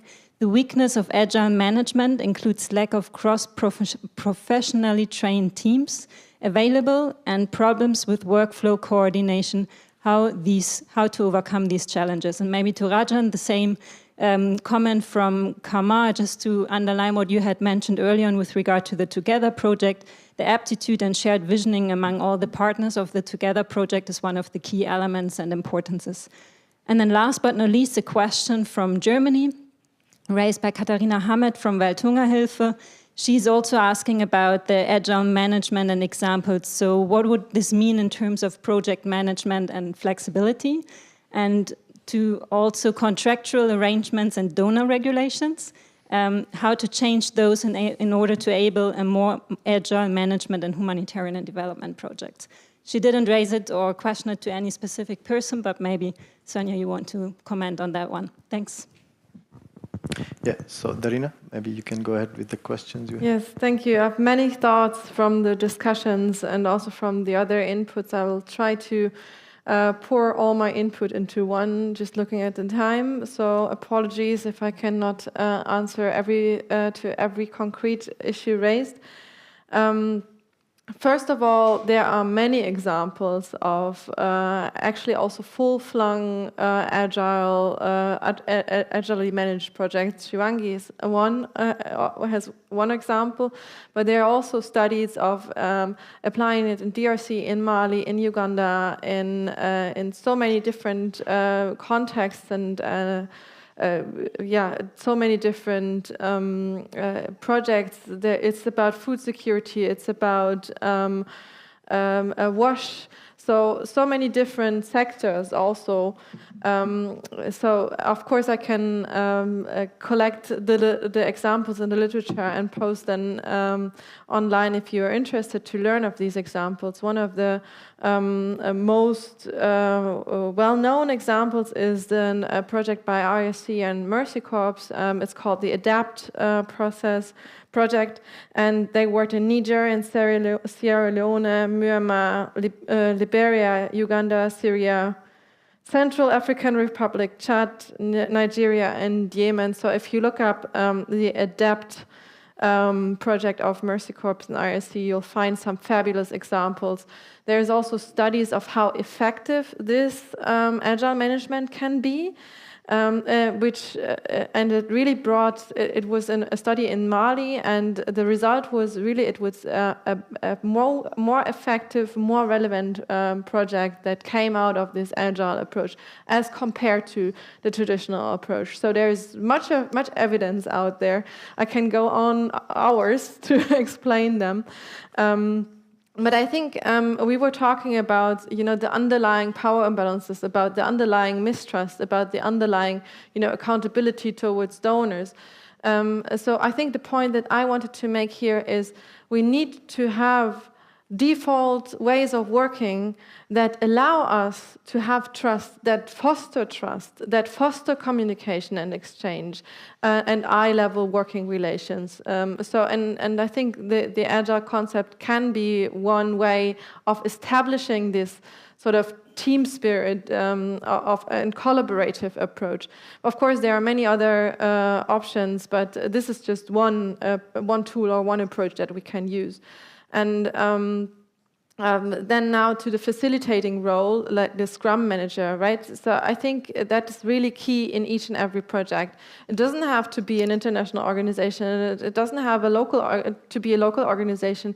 It's just we have to find and define this facilitating role and think this facilitating role with each and every project. We don't only need donors, we don't only need project managers and project coordinators or whatever. We need somebody who makes sure that everybody has all the right information they need, that everything is transparent, and then there is a mutual exchange between all the team members. I think that is something which is missing in many of the humanitarian projects that at least I know.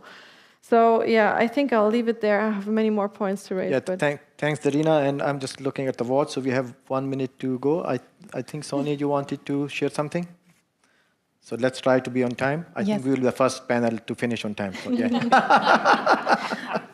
All right, so on the question about the constraints, the budget code, and everything that we work in, and how to enable for more agile management, I think there's two things to that. So the easy way is really, and that is what we already do, looking into how we can use the framework that we have and enable for as great flexibility as possible or agility as possible.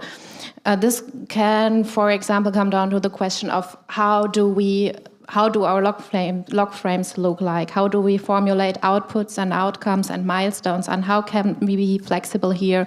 Or how, let's say, how detailed do these target formulations or ideas of outcomes have to be? So the more general one is here, the more flexibility one has while implementing the project, I would say. And then one could go over or with earmarking, via earmarking, and look at particular sectors or regional contexts that a project should be implemented in. But here again, one could really control the flexibility that one wants to give. I think, as I said, accountability is a constraint. So here, what is needed to enable for greater agility, or to make a pilot that we already have, or many pilots that we already have a good practice is, and that has been mentioned, I think, by one of the discussants or from the plenary already, what we need is trustful partnerships, strategic partnerships. So the communication has to work, transparency has to be there, and then within the leeway that we already have, we can really become more agile and flexible. And then when it really comes to changing budget law, legal conditions that really dictate the way we work, then it is, of course, the question who to address. And it is maybe not in the, let's say, in our, not a possibility of the humanitarian divisions or of us together with partners of changing that. That is probably the question of how also partners lobby and who they address. And this might be over really the international discourse and grand bargain, but of course also parliamentarians and other resorts that might have, or that might be placed to change these conditions better than we are. Thanks, Sonia. And I'll take this opportunity to thank all the panelists, all the colleagues who joined over here and online. So thank you very much. And I think we come back quarter to 12, which is the Berlin time, local time over here. So thank you. Thank you.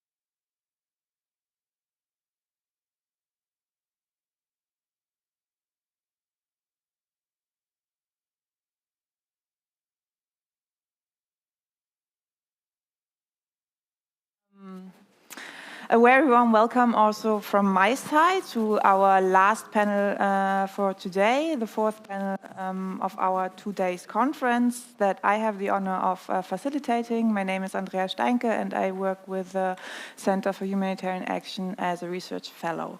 It is an even greater honor to have such inspiring guests with me today, Arathi Krishnan, who will join us online, and Max Sadler here on stage with me. I would also like to take the opportunity to welcome our online audience again, our on-site audience here, and our 2 discussants, Carlos Castillo and Corey Stedman, who will join us later. Again, for short housekeeping, this event will be recorded and uploaded online to make sure that everyone is aware of that. Questions and comments can also be asked online. My colleague Sonja Höfelmann will collect and present the questions later on. If you come up with any kind of trouble, please contact the user CHAR Technical Support, and there are also live transcripts for this session as well. So, as for the next hour, we will start with short inputs from both our panelists, followed by a discussion among them. Then we will open up the conversation for the audience after our 2 discussants presented their insights. Yes, and after a quite full and vibrant day today and yesterday, and also what we've heard today, I think it was Arvi who yesterday ended his statement by saying that rather than focusing on technical questions, we should be invested in answering political questions. Smriti Patel said something in the line of, okay, what's the bigger picture here? And I think both of our guests today are very well placed to share those kind of insights with us. So let's start with Arathi, please. Arathi Krishnan specializes in anticipatory governance for the humanitarian and development sector. She is currently the senior advisor for strategic foresight at UNDP, where she is designing a systems approach across the Asia-Pacific Bureau to build anticipatory capacities and decision intelligence to see, to manage, and to respond to short and long-term risks, signals, policies, and investment. In addition to that position, she is also an affiliate at the Berkman Klein Center for Internet and Society at Harvard University, as well as a technology and human rights fellow at the Harvard Carr Center for Technology and Human Rights, where she focuses on foresight and decolonial tech ethics in humanitarian tech governance. Apart from that, she has also a vast experience in the humanitarian sector with positions and work for UNV, the World Bank, UNHCR, MSF, ICRC, and IFRC. So it's a very big portfolio. It's an honor to have you. It's a pleasure to meet you. Please, Arathi, the floor is yours.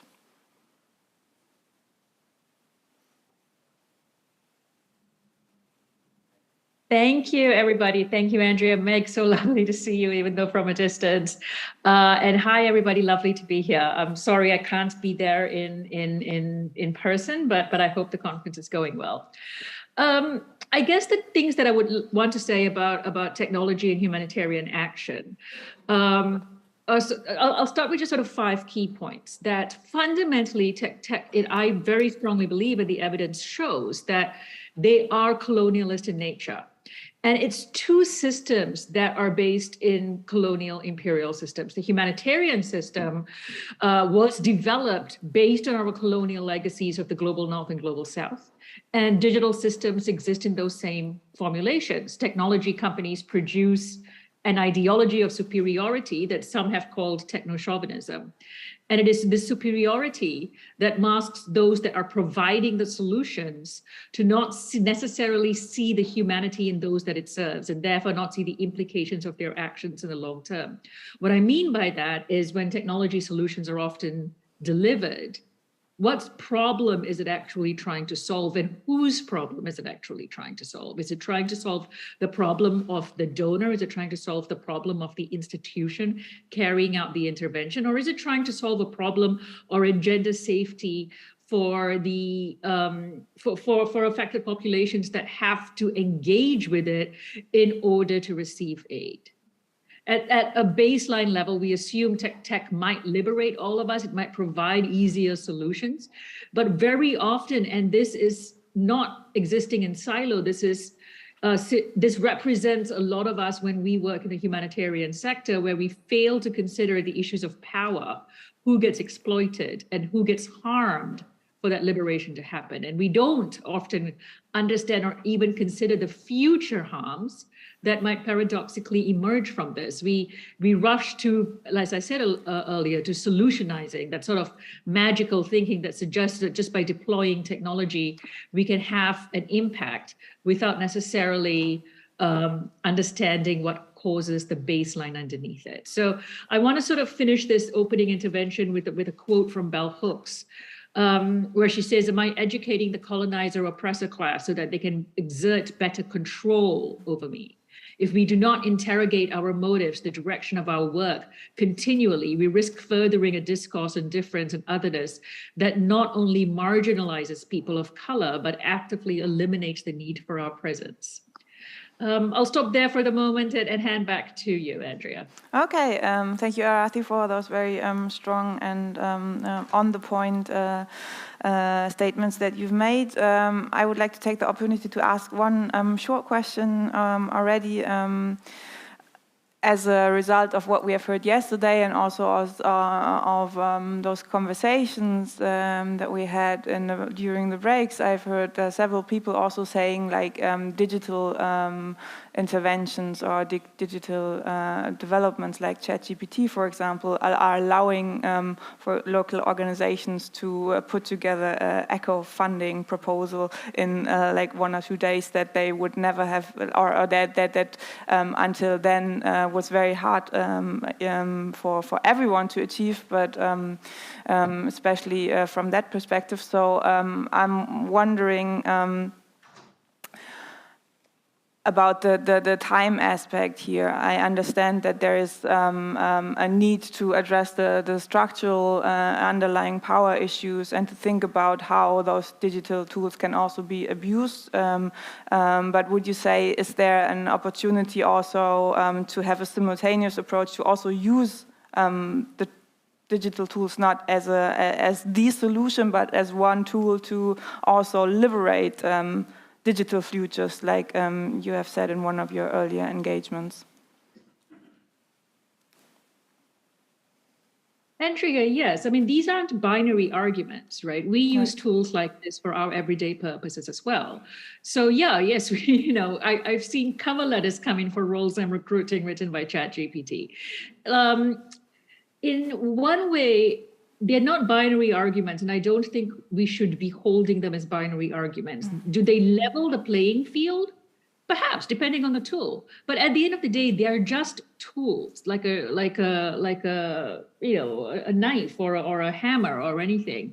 It is how they are used and whether they can cause harm that is the question we are interrogating. Could it level the playing field? Perhaps. But what do we just, I guess my argument is, when we create solutions, and whether it's digital or analog, do we think about how the particular tool, though it may cause, may result in a benefit in the short term, does it result in a harm in the longer term? And it may not result in a harm, which is great if its design manifestations are considered properly. But more often than not, they haven't, or we haven't thought about it. We still don't know the implications of ChatGPT and what it means in the longer term. And that's my argument, that often just trying to solve a short-term benefit blinds us to how it might unfold in the midterm to long-term future. Okay, thank you very much, Arathi. With that, I would like to turn to our second guest for today, Meg. Meg, very warm welcome from my side. Meg Sadler is the CEO of Ground Truth Solutions, an international NGO that aims to put people affected by crisis at the center of decision-making that actually affects their lives. Meg has spent most of her career looking at accountability to affected people from different angles, first in programs programs in Haiti, Pakistan, and Syria, then in coordination in Iraq, Nepal, and Haiti, and most recently also in global policy, where she held advisory roles at UN OCHA, WFP, the START Network, and more. Meg sits on several boards, including the Core Humanitarian Standard Alliance and Bendigo Community Bank, and has advised many high-level processes on accountability and humanitarian reform. Meg, it's an honor to have you as well. Please kick us off with your... Thank you so much. Is that working? Yes. I hate microphones, but this one's not too bad. I'm, unlike Arati, I'm not a technology expert, so you'll have to forgive me for that. But I think from my vantage point, which has been very much focused on this question of accountability, it's been interesting to see that, obviously accountability and technology intersect, but they don't intersect in the way that a lot of people in the accountability space think they do. And they certainly don't intersect with localization in the way that some in the accountability space think they do. And that's by some sort of internationally designed gadget being thrust on a community, and then someone who is deemed local enough to manage that thing somehow makes that a sort of local accountable process. And I think we're focusing on that so often that we're really missing the mark.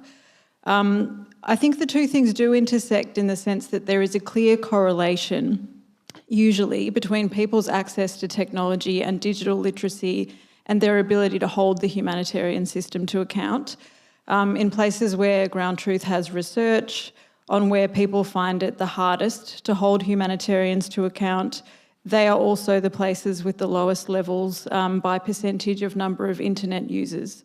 And just to be clear, this is not because if those places were more online, it would be easier for them to use a WFP-designed feedback system.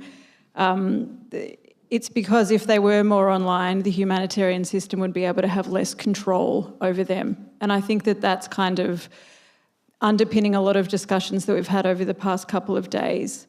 Arbi said this yesterday, but the power imbalances in our sector are not an accident. And you see a lot of technologies in the same way that you see a lot of accountability programs used almost as window dressing to kind of make it look like people are being accountable when actually they're operating in a way that fundamentally is the opposite. And most of our data at Ground Truth paints a picture of a humanitarian system where most aid is completely missing the mark. People feel that aid doesn't work for them. They sell the aid they get. They feel like they have absolutely no say over anything. And they also feel very trapped within the system because they find it very hard to find a pathway out of humanitarian aid. And it's interesting that we've tried to address that as a sector by seeing accountability as a series of projects that you can pile on to projects that already don't work. And that's why we have these needs assessment processes that make people feel completely terrible at the end of them. Or we have things like feedback boxes. There's a lot of feedback boxes in the Democratic Republic of Congo, and we just did some research where we asked people, what do you think about them? And they said they felt so angry with this system that was so disconnected from their realities, and they had just been so often let down that they took the boxes and they set them on fire. I don't know if the answer to this is technology. So I think a lot of people also tell us, we don't bother to engage with NGOs, they've let us down so often. And I think it's important to also remember that that's not about getting channels right. That's about trust and it's about mutual respect. So maybe just a few things that I've learned, and I'll be brief because I know that I'm on a time schedule. I think there are a few ways that we could maybe look at changing the status quo through the topic of the session, which is local leadership and technology and accountability. One would be through a process that maybe we could call Operation Ego Drop. If we imagine a world where, and this has been really nicely outlined by Adelina Kamal, if some of you know her, helpful international organisations, helpful being the key word there, slink more into the background, and this co-design process that Juliet mentioned yesterday becomes much more at the forefront. That process, though, involves things becoming a lot more networked and messy. And again, it comes back to this control thing that I think a lot of people aren't willing to give up. The second thing I think would be to recognise that technology and local leadership do not have to take on a humanitarian flavour. And in fact, they probably shouldn't. I think what both technology and local leadership enable us to do is to remember that people don't live as aid recipients, they don't live as clients or beneficiaries, they live as people. And their trusted leadership structures, their media, should actually trump whatever systems humanitarians think are the most useful in emergencies. And maybe just quickly, from what I've learned, there's kind of always in these accountability discussions a bit of an elephant in the room, and I feel like the elephant is getting bigger, not smaller. It's kind of like one of those big inflatable elephants that's just taking up more and more space. The elephant is blue, and I'm not an expert on power shifting, but I don't think you have to be one to know that power will never, ever shift as long as the majority of humanitarian funding goes to just a handful of humanitarian agencies. And over the past 4 years, almost half of the humanitarian aid directed to organisations went to 3 agencies: the World Food Programme, UNHCR and UNICEF. The State of the Humanitarian System report outlined, of course, a lot of that ends up going to local partners, international partners, a whole system of intermediaries, but we don't even know what that looks like. And it's really hard to see how any of the things that Juliet was saying that she needed to happen to enable her work yesterday are possible under that system. And finally, I think that when it comes to accountability, it was interesting to hear our donor colleague talking before about, sometimes you do need these systems that have more control because we have to be responsible to taxpayers. I don't know how we possibly think it's responsible to taxpayers that you have a system like you have in Ukraine, where by the time funding goes through that system and gets to someone who needs it, it's gone through about 7 layers of other organisations. And the amount of money that gets lost in that is so much more than the amount of money that we agonise over when saying we need to know if local organisations can spend money effectively or not. And so I think, just to wrap up, because I'm going to get told to in a minute, where local leadership and digital accountability could play a big role here, and we've seen this in our work, is by sort of expanding what we see to mean humanitarianism as in communities. Communities have accountability structures. They have a lot of digital platforms that people already use. And if we could engage better with civil society, see what sort of accountability structures already exist, then I think shifting some of that power locally in terms of who has the loudest voice, not just who has the most implementing capacity, could go quite a long way. But I'll stop there. Thanks. Thank you, Meg.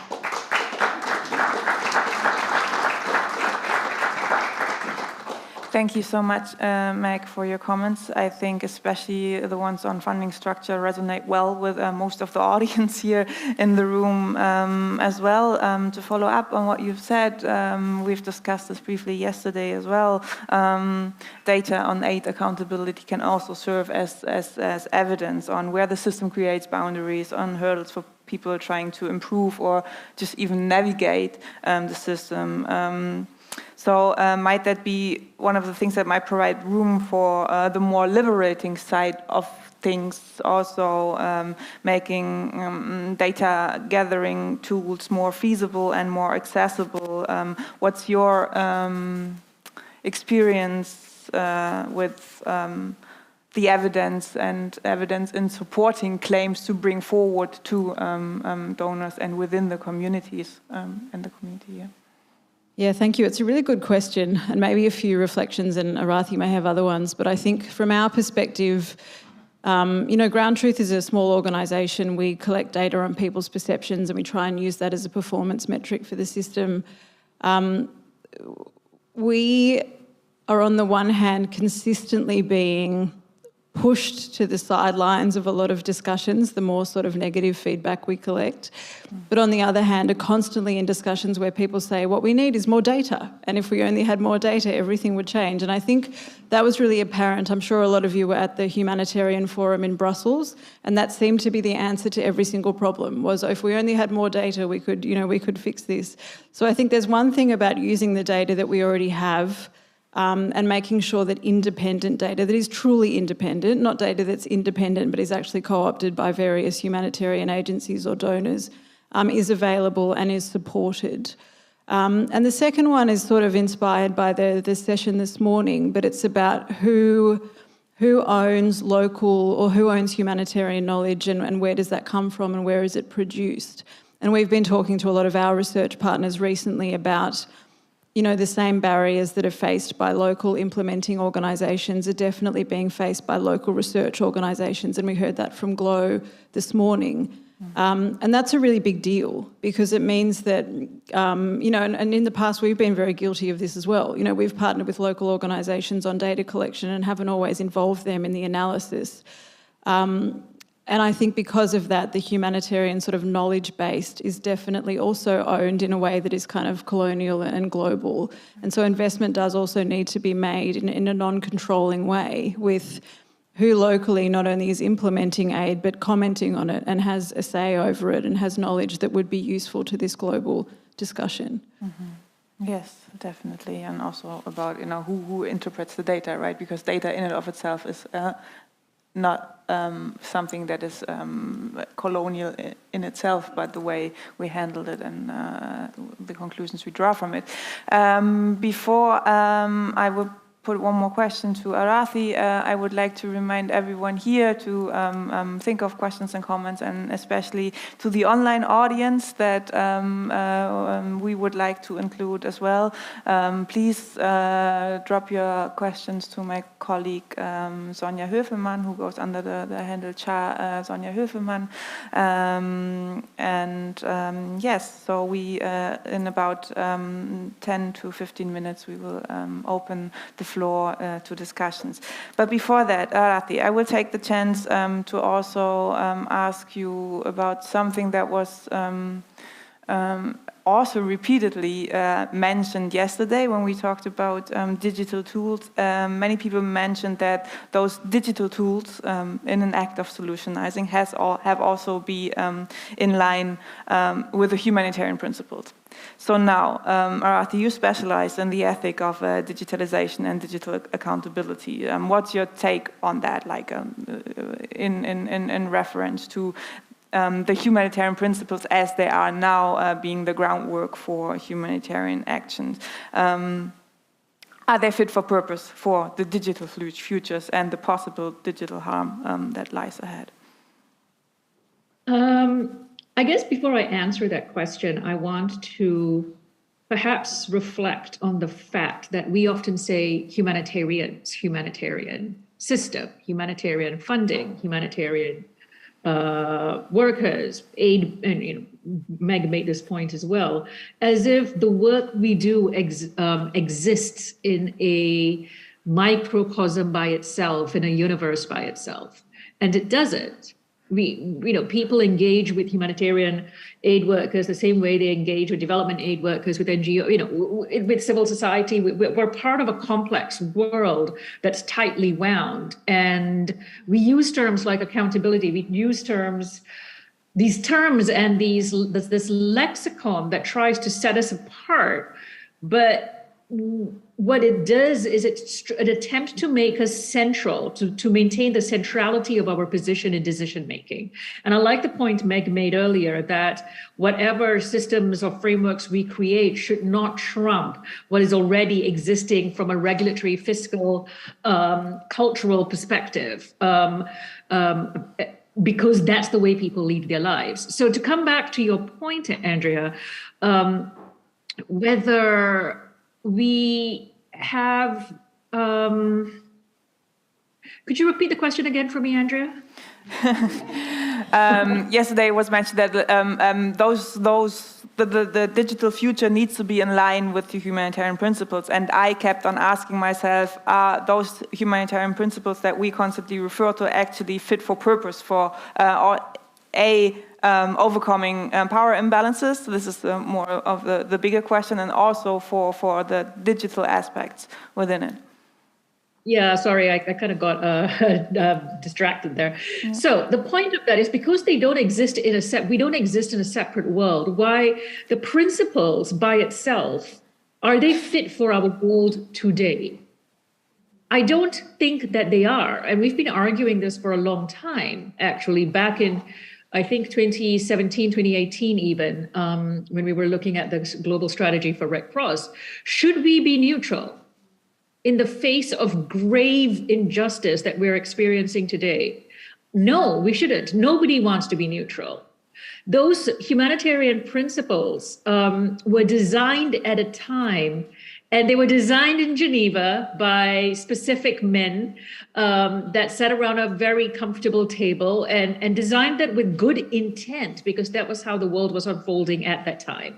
Now, where we are today is a much more complex, much more interwoven crisis space, where the long-held rigid principles of the past, that global social contract that we thought we all signed up to, are no longer being held up in the same regard. And what I mean by that is, over the last 2 years alone, we'll say, oh my God, I can't believe this particular state did this, or I can't believe they did that, or I can't, you know what, let's believe it, because these sorts of ideas that we thought we were bound to globally are being thrown out the windows. So do humanitarian principles need to evolve with the time? Absolutely. Should they be chucked out? No, but we do need to evolve, because rights are understood very differently the world over. Just saying something people should respect humanitarian law, people should respect humanitarian principles, people should respect the human rights. It doesn't work anymore, because even the concept of rights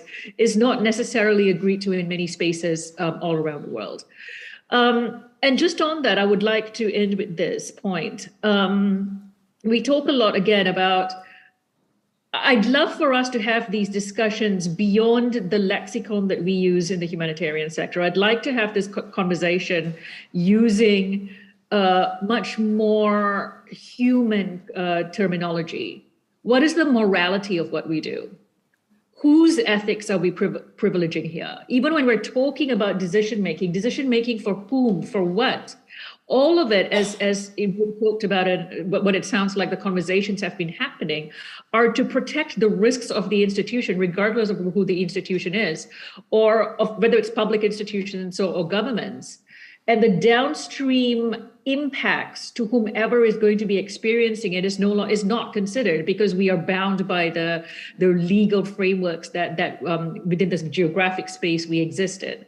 So, no, I'd like to elevate the conversation, because we cannot have this conversation without understanding the political economy of the states we exist in, how people understand morality, how people understand ethics, and whether concepts of rights, concepts of humanitarian principles, whether they need to evolve. And my argument will always be, yes, it needs to evolve, because it certainly was only defined through one perspective. It's not to say they were wrong, but we know more now, so how can we make it better?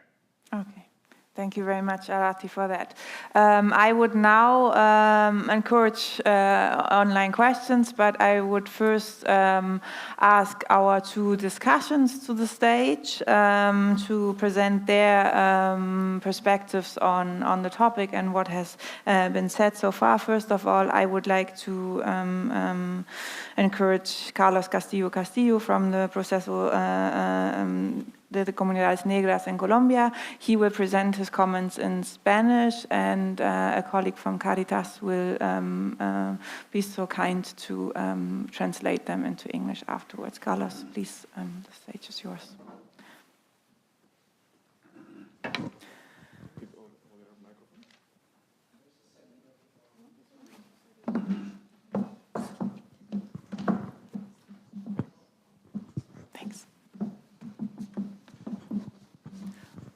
Buenos días para todos. Good day to everyone. También parte de la razón para hacerlo en español es porque, bueno, primero ayer sí, no fue muy clara mi exposición. First of all, I want to mention that I would like to speak in Spanish, because yesterday it appears it wasn't very clear what I wanted to say. Además de hacer énfasis en la necesidad y en la visibilidad de las barreras del lenguaje a la hora de desarrollar los proyectos. And apart from that, I also want to visualize and make a point here on the necessity of the language barriers also in the other processes, such as project formulation. Entonces empezaría diciendo que para la rendición de cuentas hace falta la participación de las organizaciones locales desde el proceso de creación y formulación de los proyectos. First of all, it is necessary that local organizations are more involved in the process of the formulation of projects when everything starts, and they need to be involved much more. Y en ese orden no hay suficiente conocimiento sobre la participación en estos procesos y la forma en la que donantes y agencias deben rendir cuentas a comunidad. There is not enough knowledge about the accountability processes and also the tools that are available for local organizations and how they can make use of it.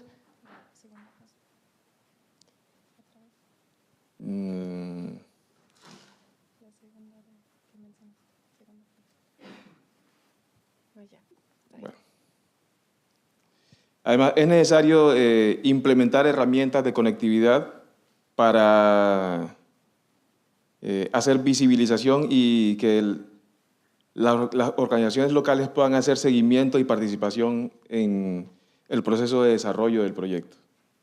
It is necessary to have more tools for connectivity on the ground so that local organizations can do good accountability and do this work better with the communities on the ground. Porque aunque en las exposiciones, en los informes se diga de manera diferente, because whatever it is said in the reports, this is different in reality. se sigue viendo a los locales como no se ve esa relación de equitativa e igualitaria, sino que se los ve como inferiores. Still, the locals are not seen as equals. There's still a great barrier between how they do the accountability job, let's say, and how they are seen by internationals, for example. Un ejemplo de esta relación y de cómo se nos ve es que para la presentación de informes y rendición de cuentas de los locales se hace una serie de exigencias y se pide muchos detalles. For the accountability and the due diligence, everything what local organizations have to do in the reports, for example, the standards are really technical, really high, and this is a problem. Pero tanto agencias como donantes dan información muy básica, muy mínima, no hay suficiente claridad sobre cómo se manejan realmente los fondos a nivel de las grandes organizaciones o los principales donantes. And there's, on the other hand, really limited information that international organizations, intermediaries, or donors give to the public about how they are actually using the funds and where the money goes. Incluso al momento de presentar los informes se pide mucho detalle, pero, por ejemplo, para aprobar un proyecto fácilmente se pueden demorar 6 meses, 1 año, y sí se le pide a los organismos locales y a los pequeños, digamos, implementadores de los proyectos que entreguen informes de manera muy rápida en un par de meses. So on one hand, you have the internationals asking local organizations to be very quick and to also give very detailed information about all the projects set up, in all the formulation process. And on the other hand, sometimes internationals, big NGOs, they take a lot of time, and also the donors, to make the decisions on actually approving the funds.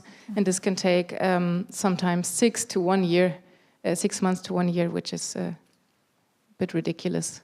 I would summarize it like that. The relation and a bit of a hypocrisy between it's a double standard, let's say. Sí. Bueno, gracias. This was all. Thank you. Thank you so much.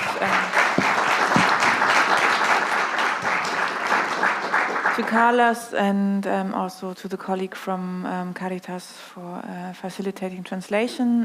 Before Sonja will get on stage to present the online questions, I would ask Corey Stedman, that we have seen earlier as well from the IFRC, to also present her discussion points.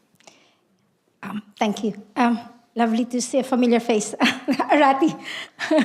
A few points. First is on the issue of kind of like, I've always thought like, technology, information, communication technology, it could be a key driver for redistribution of power, or like, for enabling localization and local leadership, or enabling decision-making to be more inclusive and evolve.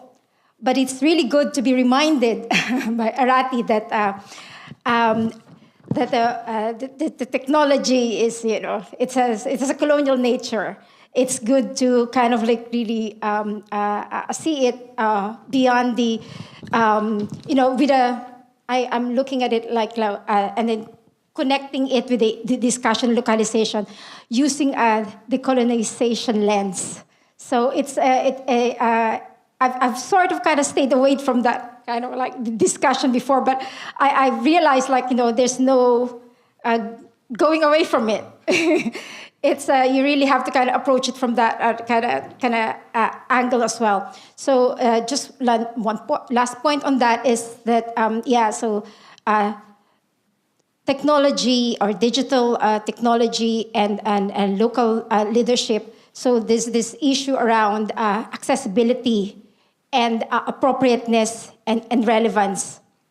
And also the kind of the extreme side of like, being cognizant of the harm that it may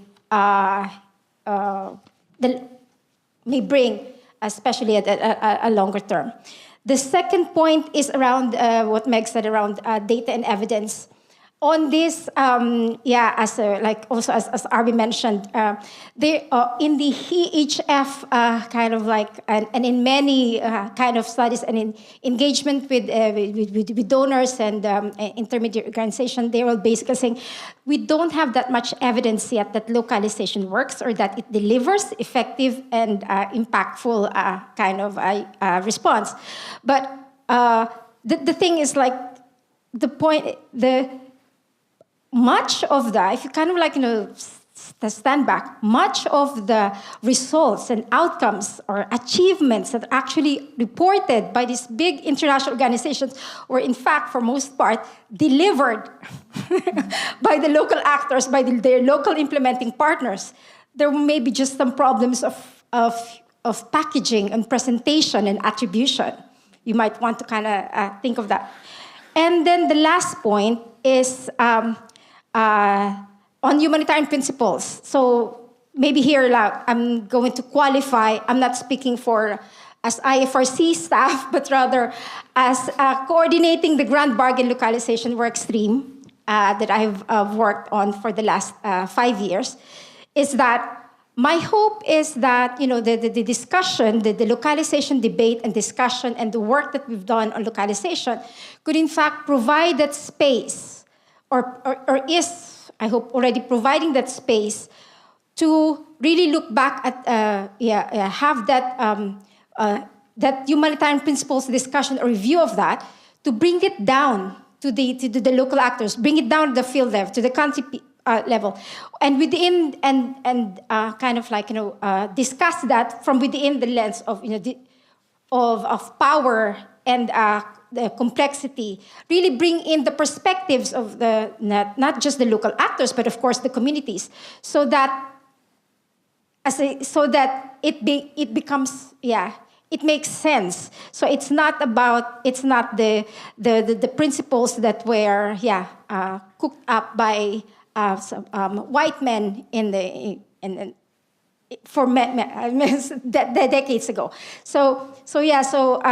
I think there is space, and there has been for just to kind of end a note on a kind of more positive in a sense.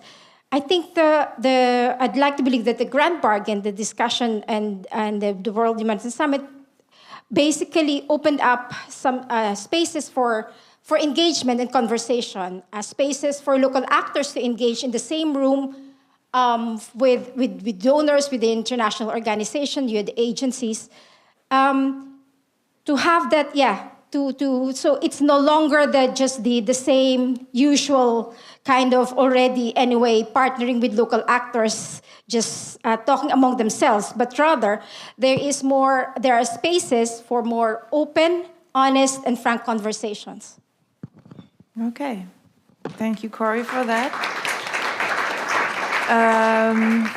My colleague Sonja is there, and while she is presenting the online questions to our panelists, I would encourage you here in the Berlin audience, if you have any questions or comments, to already make yourself visible and maybe line up on the other side of our stage to present them in a bit. Sonja, please go ahead. Thank you. So we have two very interesting questions from the chat, and the first one goes around fear, which I think was also mentioned this morning by Rajan. Arathi, maybe you would like to take this one. It comes from Martina, who's a student currently. She writes that studies have proved that one of the main barriers to power shifting towards local responders is the fear of INGO staff to lose their jobs. Which actions could INGO take now to redefine the role of their staff in a way that allows for local actors to be leaders of the responses? And she's also asking if technology can play a role in this process of redefinition. Then we have a second question from Kumar from PMS Pakistan. Maybe, Mac, you would like to take this one. It's on digital accountability. And he's asking, why can't we go for more integrated digital feedback and complaint response mechanisms? I'm guessing across organizations, not just single organizations, that work within a specific context that we pilot, and then later on scale across the national spectrum. He's commenting that there are some digital systems already, but he's not sure whether they're accepted across the humanitarian architecture by sort of all actors, local, national, intermediary, and donor. So what are your thoughts on sort of these integrated digital feedback mechanisms? What are their strengths, and how do they perform in terms of accountability? Thank you, Sonja, very much. Arathi, would you like to start with questions on steps necessary from the side of INGOs to make the fear disappear, to frame it like that?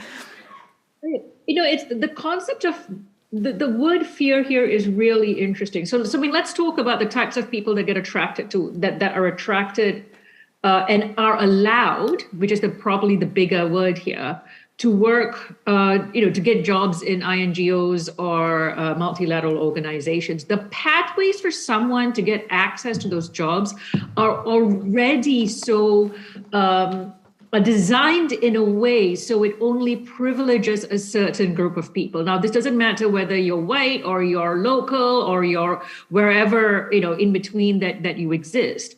You have to generally have a master's degree, which means that you have to have come or have being able to access a certain level of funding to be able to get there. Most organizations require internships. That means that you need to be able to take care of yourself. So who gets access to do that? A certain group within any kind of society. So it privileges certain types of class of people and caste of people. And what happens then are these bubbles of privilege want to maintain that privilege. So, you don't get access. It's really, really hard. And again, I loathe using the words community or local because it assumes a homogeneity of groups of people. But for anybody that doesn't fit into those strict categories of who can and who is allowed to work in these bigger organizations, they're all automatically cut off. So I'm not sure whether it's a great question. And I wonder if the solution, or not so much the solution, but the pathway is for our organizations to make the pathways to get all sorts of role much more flat. And also that the pay structures are a lot more equitable. What we pay, and I say this as someone sitting in privilege in New York, but the pay disparity between international staff and local staff is shameful. It's shameful that when we're looking at evacuation procedures for INGOs and multilaterals, that there are different classes of evacuations depending on whether you're local or international. So there is a system already in place that is set to separate what we see as expertise, therefore what we value as expertise, and what counts as expertise. And therefore, if you don't fit into those rigidly held frames, you're local. I don't understand what that means. So for us to break out of those shackles, we need to crack HR processes. We need to crack pay and salary processes to ensure that equity is woven through that whole journey. And that for us means that as line managers, recruiters, policy managers, etc., that when we talk about decoloniality, it doesn't mean just get more brown and black people around the table. Thank you very much. And everybody talks about what they want to talk about. It means that we have to expand our horizons around what counts as expertise, what counts as knowledge, who counts it, and for what purposes. So it's a very great question, and it's pulling at a really complex thread in all of us. I hope that's helpful. Thank you. It is very much. There are already 4 people lined up, but I would like to give Meg the chance to respond to the online question on the integrated digital feedback and how it can help accountability. Sure. And maybe if I can just quickly also on that one. I mean, it was really interesting in Ukraine being there quite early on in the response and seeing so many international organisations who actually didn't need to be there, who were running around and sort of trying to find local partners who they could implement through. But at the same time, they were taking all of the staff from local organisations. And so I think it's, that's something that happens so often, and it's obviously talked about a lot. But I think, this issue of individual jobs wouldn't be so much of a big deal if that hadn't sort of happened in the first place in a lot of places. On feedback mechanisms, I think it's a really interesting question. And, for a while, I think I was really promoting and pushing some of these more collective systems. And then I became a little bit jaded when I saw that a lot of them didn't quite work. And there's so many discussions about how do you have the perfect collective mechanism. And I know this is something that the IFRC talks about a lot. How do you sort of bring data together and fit it into a perfect system and make sure that everyone gets a response? I mean, I think my thinking on that is if that works, definitely, whatever can make someone's experience using a mechanism better, if that's collective, definitely. I think from the feedback that we've gotten from people, the biggest issue there again comes down to trust, because whatever mechanism they're using, if people feel like they don't get a response or that they're wasting their time by using that mechanism, they will never use it again. And that's feedback that we get everywhere where we work. And I think we spend so much time thinking about technically what is the best solution that we could come up with that would sort of serve the collective. But that experience of that person who may one day get the bravery to say, I'm going to say something and I'm going to use this mechanism, and then they never hear anything back, or they hear something back that they find completely unsatisfactory, all the trust is gone. Right. And so I think we need to sort of focus more from that user, people, client, beneficiary, whatever perspective, then try and develop collective systems because it seems more convenient, I guess. Thank you, Meg. So now I would like to invite people here in Berlin.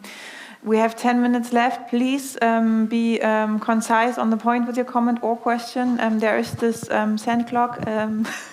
Please. Try to stick to it. Okay, thank you. And introduce yourself, please. Yes, hi everyone. My name is Arthur Rahiev. I represent Israeli-German organization. So I wanted to get back to the change in humanitarian system, like topic of this panel discussion, and ask regarding usually every humanitarian action is a response to the emergency. It's always a response. It's led me to the thinking that maybe at some point we do not have any long-term regular projects, even though there were already international organizations on the ground with the countries, they do not receive enough feedback from the local organization about the local context and potential responses which might come. Of course, there are emergencies. Like 5 days ago in Italy with the flood or earthquake in Turkey and Syria, but this is already more into the climate change perspective. I wanted to ask about the feedback system, which is, we are speaking about digitalizing accountability, but at some point the most vulnerable population or beneficiaries are the elderly people who do not have access or usage to the digital information. So maybe it's the question to change the approach on how do we get feedback. It's not only online, it's not only going fully online and digitalize everything, because at some point we will exclude some of the beneficiaries. Thank you. What do you think about it? Okay. I might invite the second question and then let you, Rafi and Meg, respond to them. And then we have a... Thanks a lot. Oh, sorry, yes. Thanks a lot. My name is Markus Geisser. I work for the ICRC, but actually here I'll talk more about, or ask more about in my personal capacity. The discussion was very much about locally led management, so I'd like to then also raise my question with regards to that. I followed the issue quite a bit over the years, as we all have. And do you agree with me that one variable in all this research, in these conversations, sometimes is missing?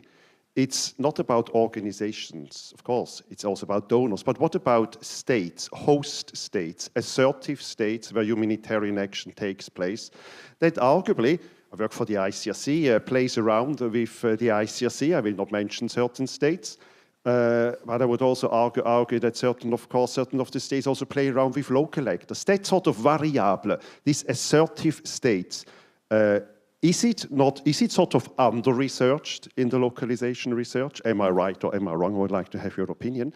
And how to come about, yes, if we are in these situations where the assertive states are indeed playing around with all of us, whether we are local or national or international. Thank you. Okay, thank you. So there is the question about the accessibility of feedback mechanisms, and this may be something that Meg has some ideas to share, and then we will tend to the question about what about the states. Sure, and thanks for the question. It was a really good one. I can't find the asker now. I know that this is what we see everywhere, right? Is that people design digital systems and then a lot of people are inherently cut out of them.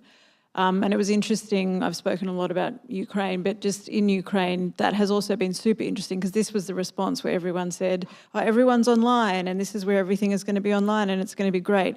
And you see two things. One is people's just consistent frustration trying to use online systems for cash assistance and having multiple systems, leaving them in mass confusion, a lot of them who were elderly. But the second thing is a lot of people are actually not online, and a lot of people who, it is quite sort of an elderly population who is in need of humanitarian assistance. I think where I struggle with this is that, the obvious thing to say, and actually a lot of what our data says is, people prefer face-to-face and digital solutions don't work and they don't reach everyone, and sometimes women are left out. And, I think that's all true. And I try not to now make everything into a systemic problem, but I feel like the fact that that is such a problem tells us that all of our claims about locally led aid are false. Mm-hmm. Because if you actually had a system where in a local community responders were close enough to communities to be able to sort of understand who they were and who was targeted for aid and whatever else, that digital gap wouldn't be such a big issue as it is. We call it a big issue because it involves people in communities feeling like, or vice versa, they need to communicate with someone in a capital or even in Geneva or somewhere.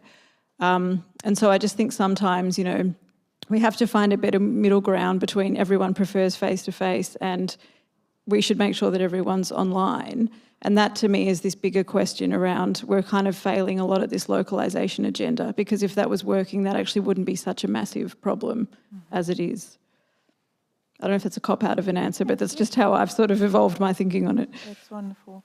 And maybe, Arathi, do you have any reflections on the question on the other elephant in the room? What about states when we talk about localization and national states in the mix?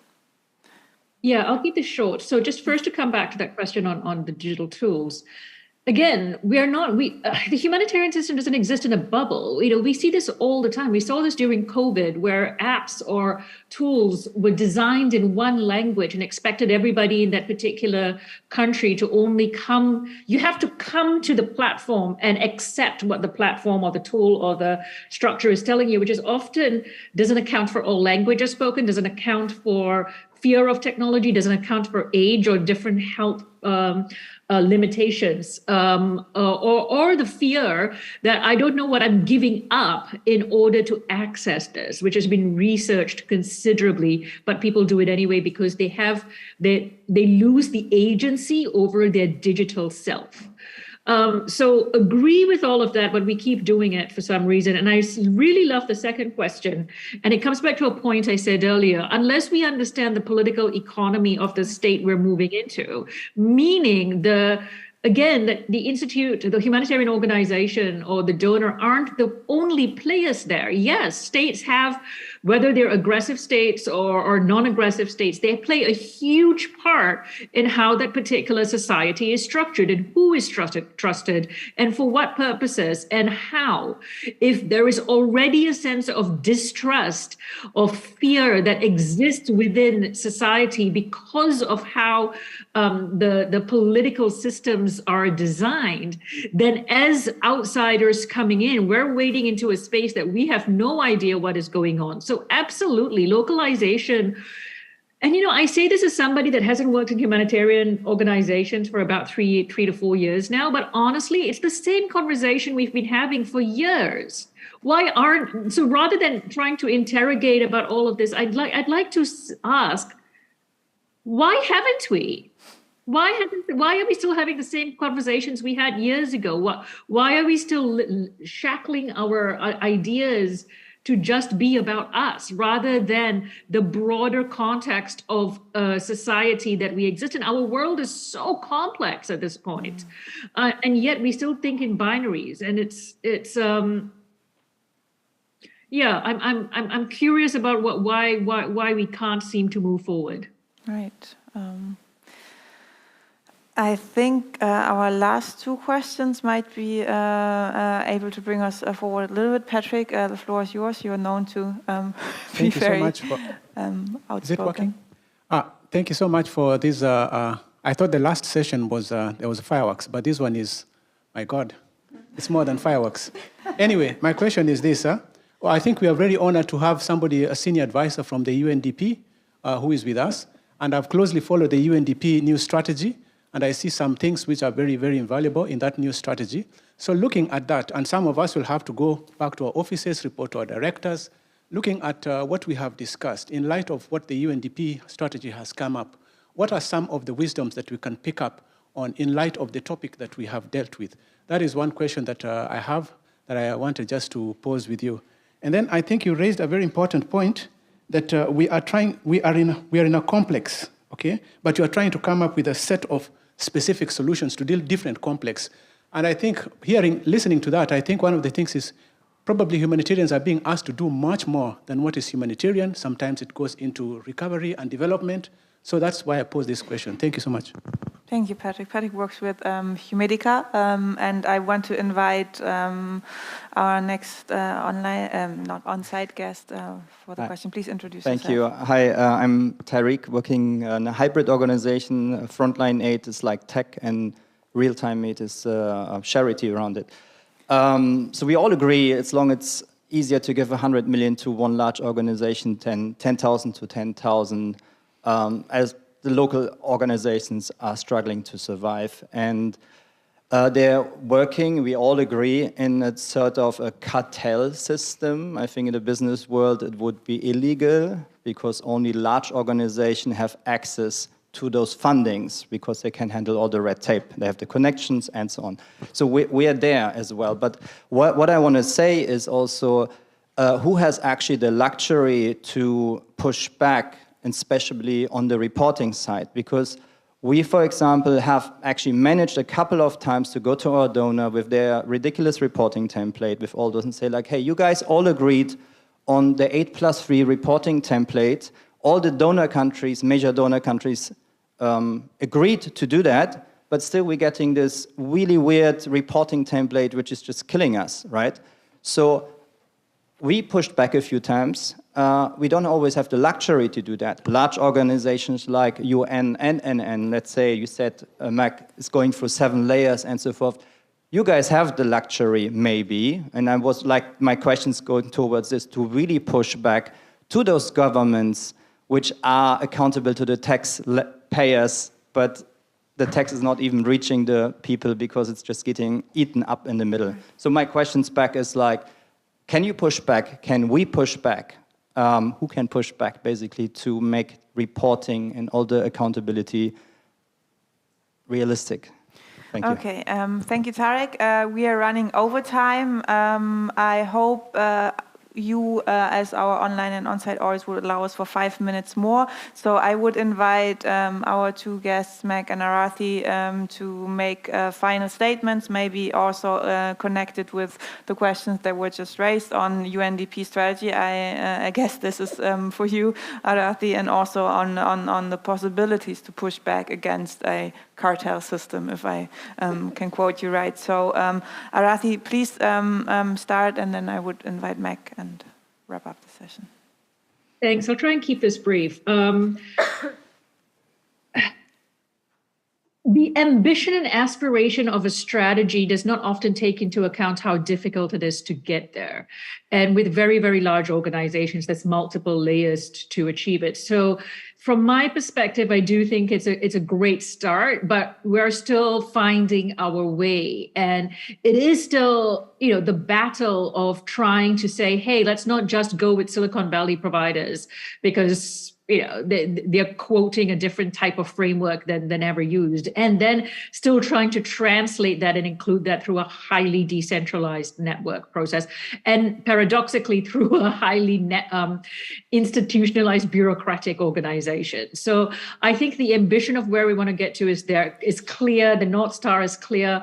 But the implementation and the messiness of the weeds is a path we're trying to wade through.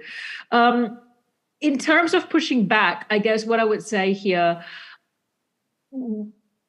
I wonder if these processes or these limitations would change if what we were chasing or what we were seeking was not just to provide feedback, but to provide instead pathways for individuals to have redress, meaning that they are able to hold and get financial compensation, or legal compensation in some way for any harms that the work we have done may have imposed on them. So rather than saying we're seeking more information to improve our services, but actually shifting it so that it holds institutions and donors to account in terms of a dollar figure. Because one of the things I have learned, again, coming back to the point that we don't exist in a silo, is if we want change, follow the money.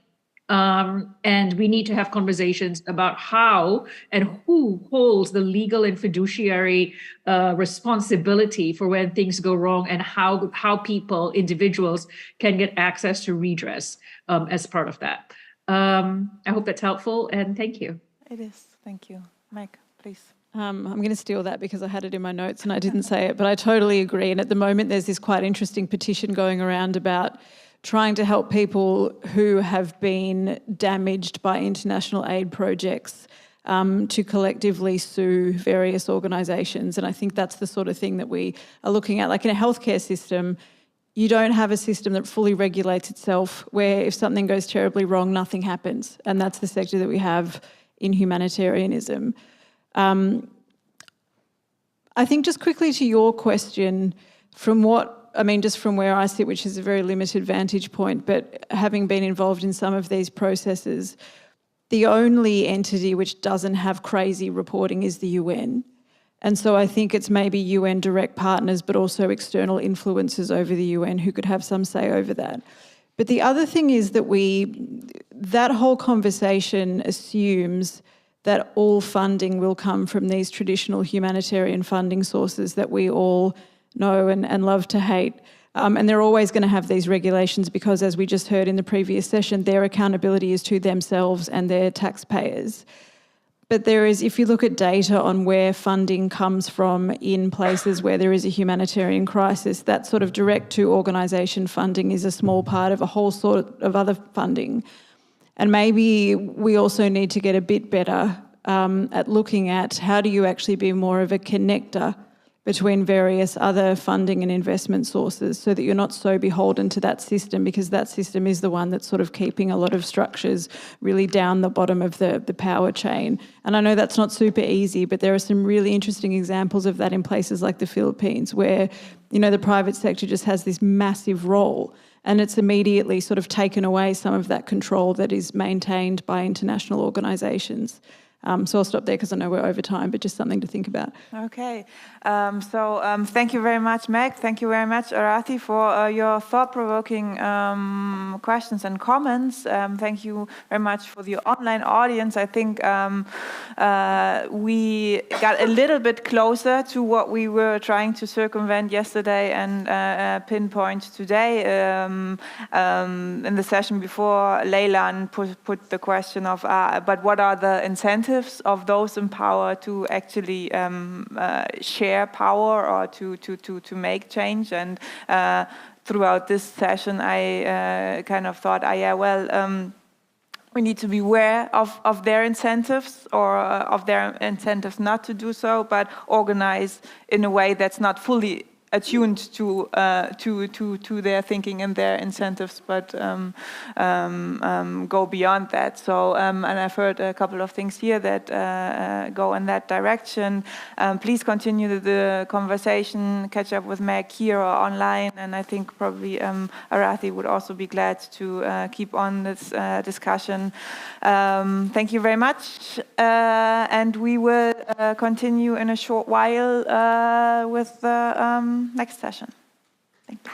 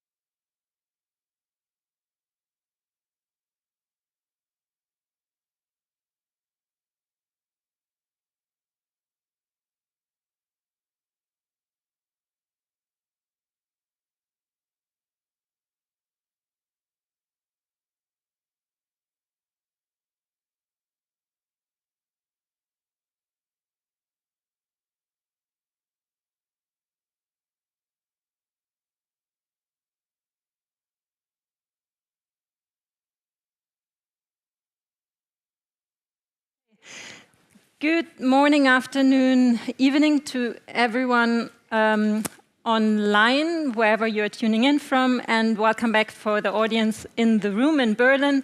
We are here for the final snapshot. It's kind of the final session. We have this snapshot to talk about the key takeaways, like a reaction round, and then we'll have another follow-up by our closing remarks colleagues, let me call it that way, and the ones sitting on the balcony who have been watching and listening and giving us their final feedback in 30 minutes soon. But before thinking about the final feedback, we would like to, I guess I'll have to go back to the housekeeping rules first, again, for the online audience.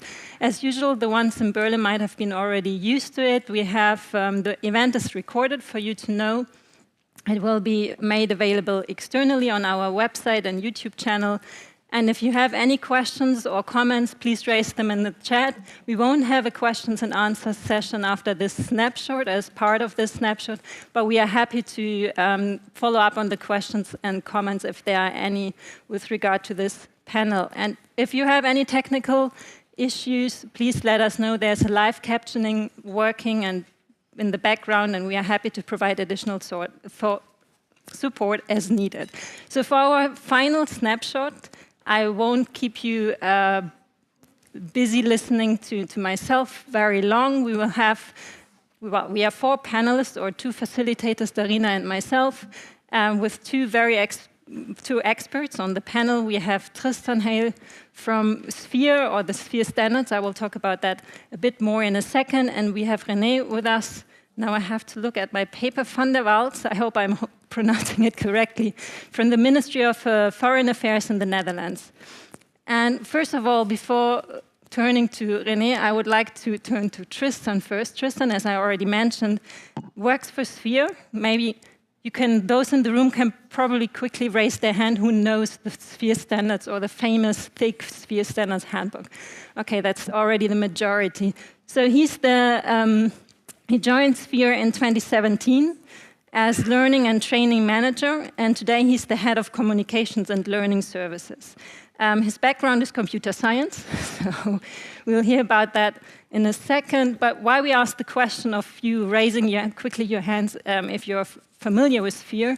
Sphere is one of the probably most famous frameworks in the humanitarian sector, setting a lot of principles on all the different sectors we are working in: food security, wash, shelter, whatever kind of background. And it aims to improve the quality of humanitarian work.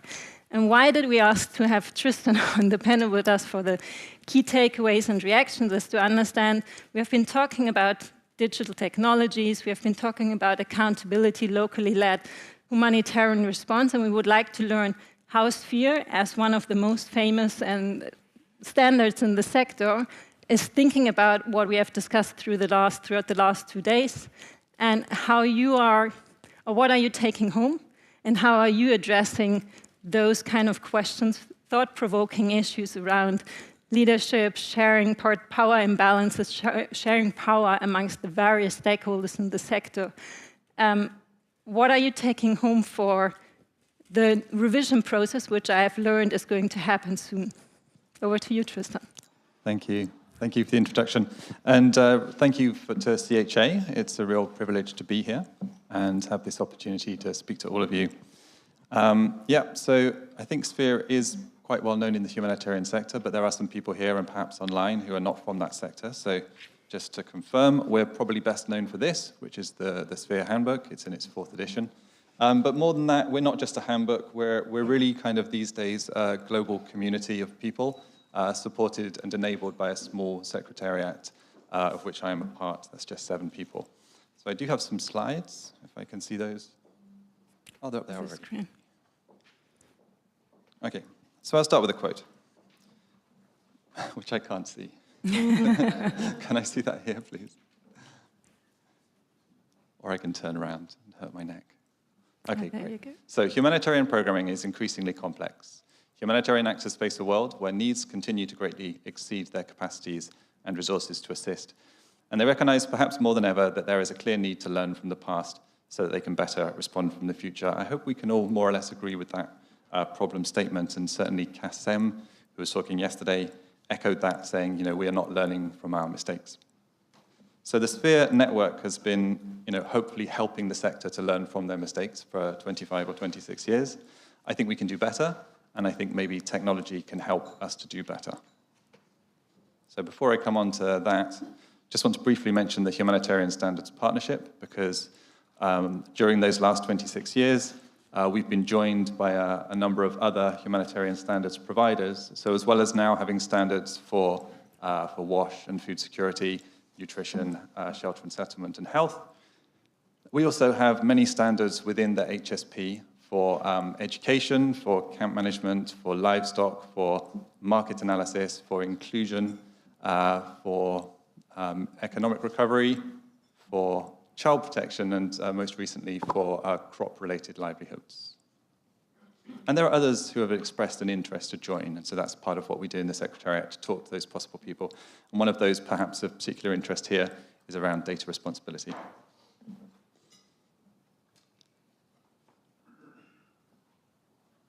So the Sphere Handbook, and indeed the other sets of standards within the HSP, are based on these 3 pillars.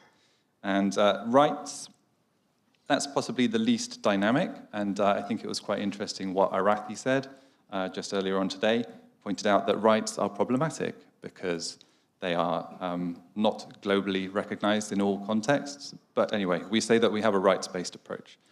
The second pillar is about evidence, and evidence could be peer-reviewed journals in academic studies, but it could equally be assessments, monitoring and evaluation reports, case studies, that kind of document. And then finally, we have experience, which I would say is the most dynamic, because some of this is held as documents, but much of it is in our minds, and humanitarians learn something new every day, I hope, especially those most actively involved in response. So I'm sorry, I'm going to get a little bit technical here, but I'll try and keep it fairly understandable. So I think the way we store content is actually very important. I mean, we talked a lot about whether we should collect content, how much data we should collect, but how we store it is also very important. So there's 3 kinds of content here. So structured is things held in relational databases. So to give you an example, that would be your client relationship management system. Insert a better word for client if you can. It would be financial data, that kind of thing, held in a very structured format. And then we're on to this second kind, which is semi-structured, which is perhaps the least familiar to you, which is not data stored in tables, but which is somehow tagged so that there is meaning given to some of the data within those documents. And the most common kind of data is unstructured, and this is really everything. It's video, it's audio, it's text, and you'll most commonly find this on your network drive. And I know Sphere has about 450 gigabytes of data on our network drive, and it's basically unstructured, right?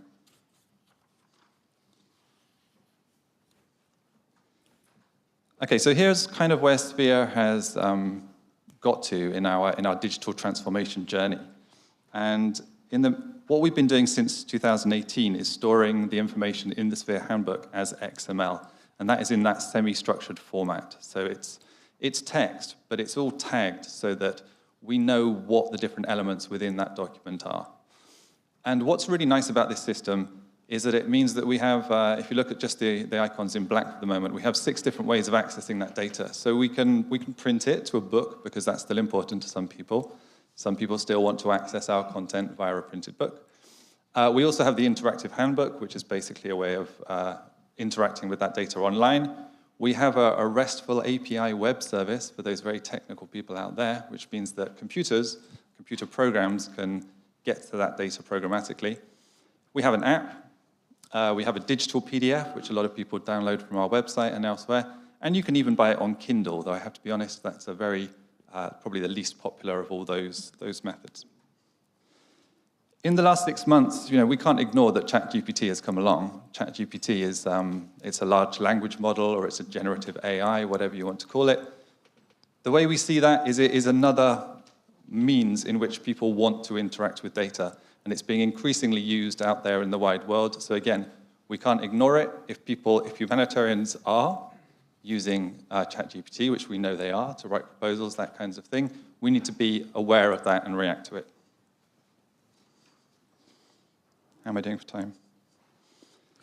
And just to sort of throw this one in here, to say that coding, writing your own chatbot is really not perhaps necessary.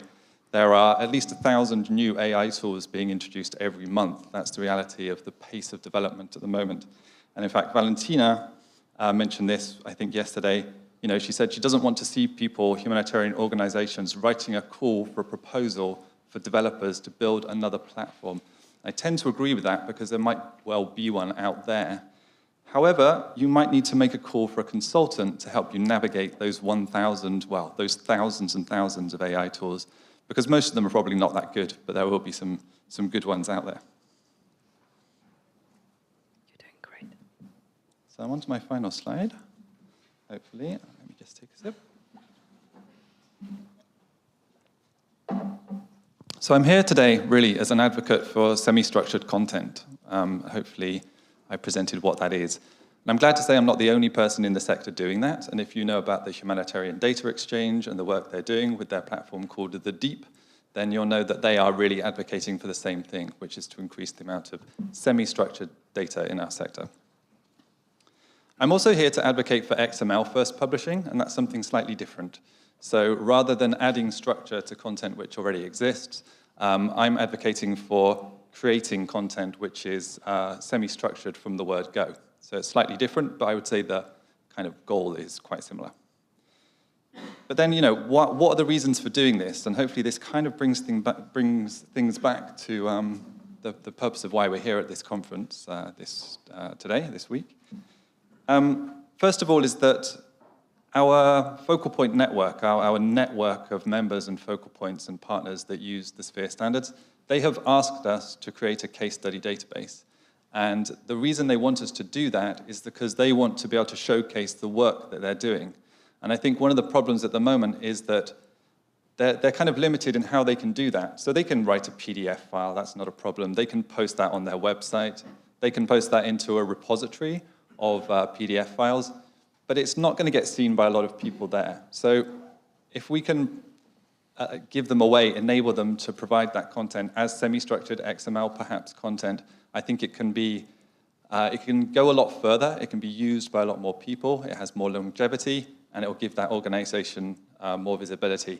And perhaps, and this is a bit of a link that needs to be investigated, perhaps that in some way contributes to reduce power imbalances. The other sort of things I have there is, okay, this is about sector-wide learning. The original problem statement was about sharing experience. Case studies have some really, really good information in them, but they're often on page 10. And so to get to it, it's, you may not read that far to even get to that good advice, and semi-structured content can help. People are using chatbots. If you train them using semi-structured data rather than unstructured data, you do get better results. Again, that's something I need to prove, and I'd like to work together with people to prove that, but so far that's what I can observe. And then finally, and this brings us back to your question, Andrea. Yes, there probably is a Sphere handbook revision coming up within the next 4 to 5 years. Okay, that's the kind of timescale which we have to deal with, because this book is 4 or 5 years old. Okay, who is going to write the next Sphere handbook?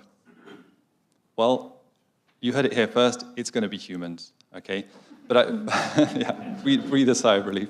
But I do think that those humans will be using artificial intelligence writing tools, and I think they should, and there's nothing wrong with that. But let's get a bit of a handle on those AI writing tools, because, I mean, who uses ChatGPT here? Can I have a show of hands? Yeah, a few. And do you know who the human is behind that system or the organization? And do you trust them? Okay, so I think we need to. That's something. There are a lot of problems with obviously AI, and that's one of the ones we need to deal with, which is who's controlling the platform. To close, so a couple of takeaways. Is it okay? Can I have one more minute? Great. So something Chilande said, which I thought really stuck with me. Yes, the human behind the tech is important. So that was my point about who controls ChatGPT. Patrick yesterday said data collection is extractive. I tend to agree. I think most of our data collection processes are extractive. But I think it doesn't have to be that way. And maybe one way to tackle that is to get better at sharing the data that we collect from people. And finally, it's great to talk at conferences like this, but I think we do need to follow that up with action. So what particular actions will I take away? Well, as Rajan said today, to achieve that kind of equitable partnership arrangement, we face a marathon. And I think it's much more than a marathon, much more than a marathon. I've never run a marathon. I'm not sure I could, but I think that would be much easier than trying to have equitable partnerships in the field, right? And Arathi noted today that we don't appear to be moving forwards. And this is tough, this is the reality, and it's easy to get a bit disheartened by this sort of observation. So I think we need to be a little bit optimistic and a little bit pragmatic. So one thing, the three ideas which I've taken away. One is let's talk to our donors if we're in that kind of job role and talk to them about flexible funding and hope that they are as accommodating as the German FFO, excuse me. Let's recruit information managers, as our friend from Syria suggested, because this is happening and we need to be able to handle those information requirements of us. And finally, look, if any of this made any sense to you and you're interested to share some of your content in a kind of semi-structured way, then please come and talk to me and we can discuss how you can go about that. I spoke for far too long, didn't I? Thank you. Thanks a lot. Thank you, Tristan. But it was indeed very interesting. Now let's turn to our other panelist online, which is René van der Waals. Sorry for my faulty Netherlands Dutch pronunciation. But René is truly experienced in the Ministry of Foreign Affairs in the Netherlands, as she has had various positions in that ministry. But since 2019, she is the coordinator for mental health and psychosocial support in crisis situations. Before that, she was the head of the Health and AIDS Division at the ministry, and from 2004 to 2014, she held the position of Deputy Head of Mission at the Netherlands embassies in Tanzania, Burkina Faso, and Afghanistan. René, we have been talking about many solutions, many approaches towards more equitable partnerships during this conference. But one thing what we keep coming back to is actually that it needs some political will first to recognize the power imbalances that we have in the system and to question the default systems and the systems that we have. And actually, I'm very glad that we have you with us here in the panel because you are actually one of the few very powerful actors in the humanitarian system who is brave enough to at least revisit their processes with risk specifically and look into them more deeply. So my first question would be maybe, what got you started in this whole process? I know you're writing, well, you're working on a risk-sharing platform and a risk-sharing framework, but of course we are curious to know what got you started. Thank you very much. And just, could you not, I think you can hear me well, can't you? Yes, wonderful. Thank you for this opportunity, and apologies for not being with you physically. I'm happy for the digital possibility to be with you virtually. And what caused us to move on this, to start an initiative on this? This is really about systems, about the people behind systems. I heard Tristan refer to that, and I think earlier speakers. And I think our main preoccupation was about what is the aim, the objective of our systems? What is the objective of the whole humanitarian system? It's to help, to support people affected by crises and emergencies. And sometimes we see that systems that we have developed do not maybe enhance or facilitate actually effectively supporting people affected populations, and to do that in a more equitable way. what we saw, and I will now move to the particular system, the system through which within the humanitarian system, we manage risks. Up till now, separate actors within the whole delivery chain, so back donors such as the Netherlands, intermediary organizations such as UN organizations or big INGOs, and in-country first responding organizations, all do have their own separate risk management systems and do their risk analysis unilaterally. And we have seen over the past years that that actually has become, that way of risk management becomes a risk in itself to the delivery of effective humanitarian support.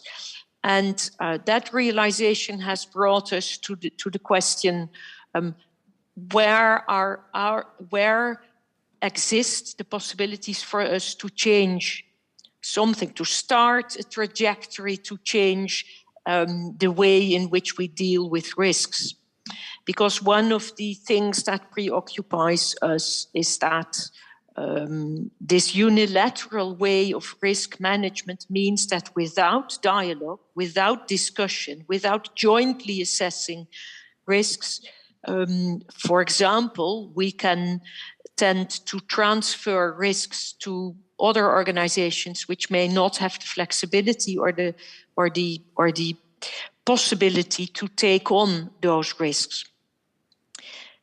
And this is really why we saw the need to develop a tool meant for anyone throughout the whole humanitarian system, the delivery chain, to start that dialogue, to discuss, to together and jointly assess which risks exist for each, not only for us, for example, for us as back donor, but also for the in-country implementing partner, and to jointly assess what the impact would be if such a risk materializes, to jointly agree on mitigating measures, prevention, and on what to do if a risk materializes. And that's where this is really about the dialogue.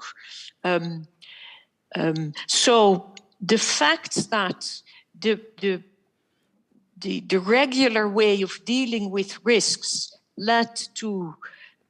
became an obstacle, could be seen as an obstacle to more effective delivery, was the reason that made us decide to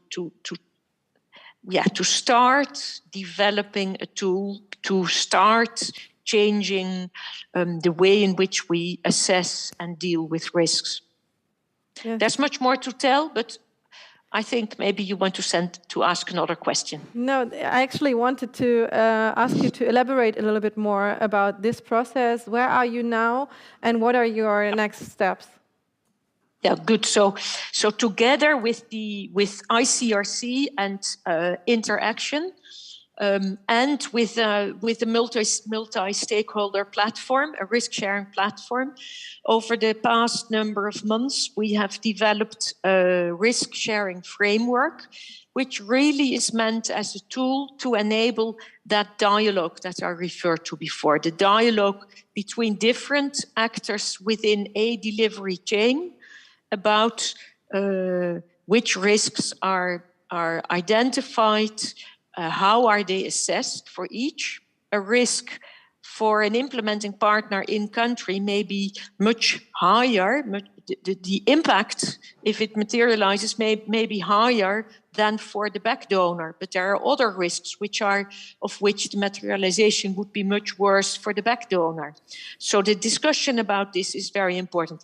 The framework is a tool to help put in place that discussion and to help go through all those different types of risks as assessed by all those different actors within a chain, within a delivery chain, and to come to agreement about which preventative measures are needed, which so prevention, mitigation measures, what is whose responsibility, and also about what action would be expected if a risk materializes, and to come to agreement and to come to transparency about that. And this is really about the dialogue, about trust. It's these elements which are important.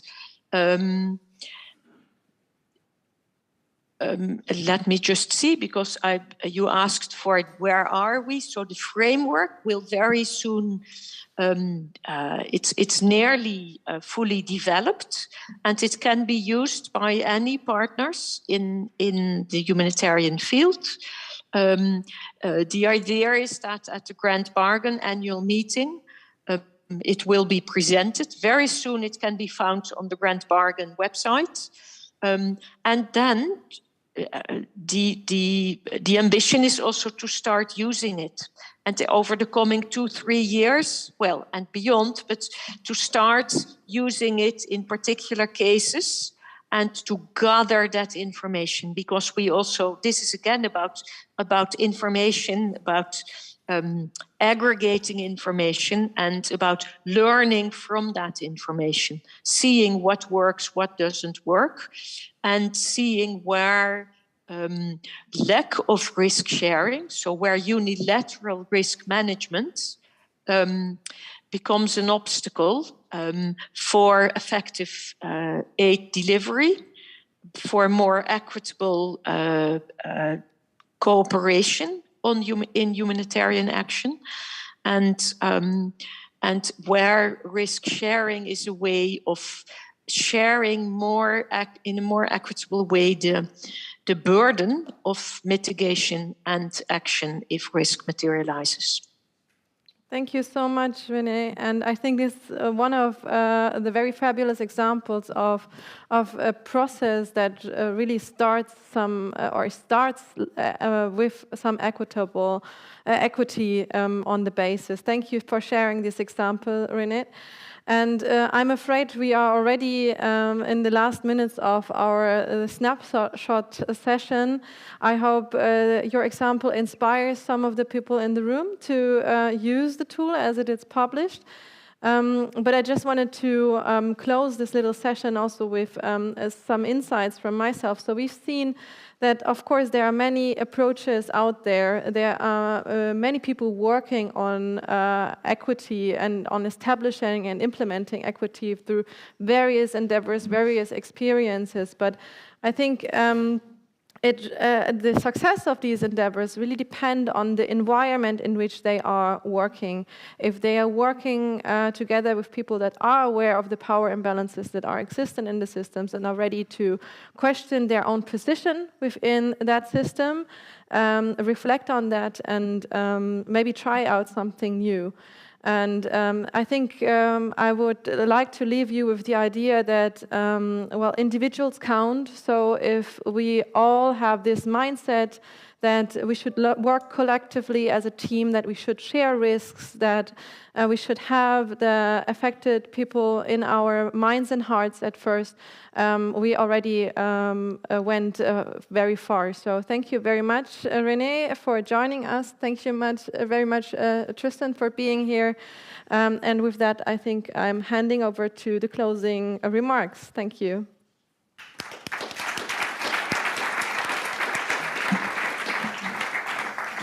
You join me. Thank you. Many thanks. Please stay with us for a few more minutes. Please take a seat. You are used to that by now. We would like to close in a few minutes.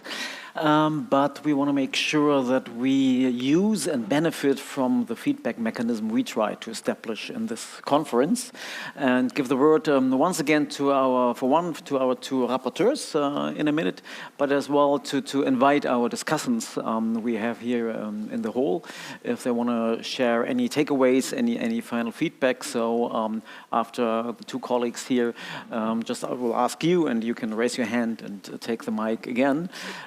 Before we close with a few outlooks, and I invite you for another drink out there. So let's try to wrap it up. In the first place, can I ask the two of you, I know that you are very outspoken, so in the first place, could you just share one key takeaway from this conference, from your view? And Arvi, I warned you that I will ask for one key takeaway, so I give the floor to him first, and you can make up your mind. Hello, hello. The discussions today has been very, very interesting. So I'll try to keep it like one takeaway, but I have a number of points, so forgive me for that. I mean, like the session on like learning from tech, right? Like I did like a little exercise when I was sitting there. Okay, like what are some of the things that we can learn from tech? Like, so for example, the word client. Clients, so Arathi mentioned earlier, if you want to know where the power is, follow the money. Usually in the private sector, in tech, the clients have the money, right? So like for me, if you want them to be clients, give them the money and then make them buy your services. And then so something for INGOs to think about is if something about, I was like, something that we could learn from tech is ratings and reviews. I'm sure many of us here have Uber. And you have a rating as a passenger. Were you a good passenger? We rate the drivers as well. How would local actors and local organizations rate you? Rate your organizations, rate you if they work on you day to day. Why don't we have ratings and reviews for NGOs, like a website like Yelp or something, and then we can review the different INGOs? What would people say about your organization, right? Arathi also mentioned redress.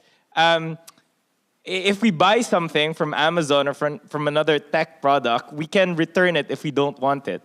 Can local communities and local actors return their services that they received if it's crap, right? So here are some of the things. But for me, the main takeaway is something around what the colleague from GFFO mentioned this morning.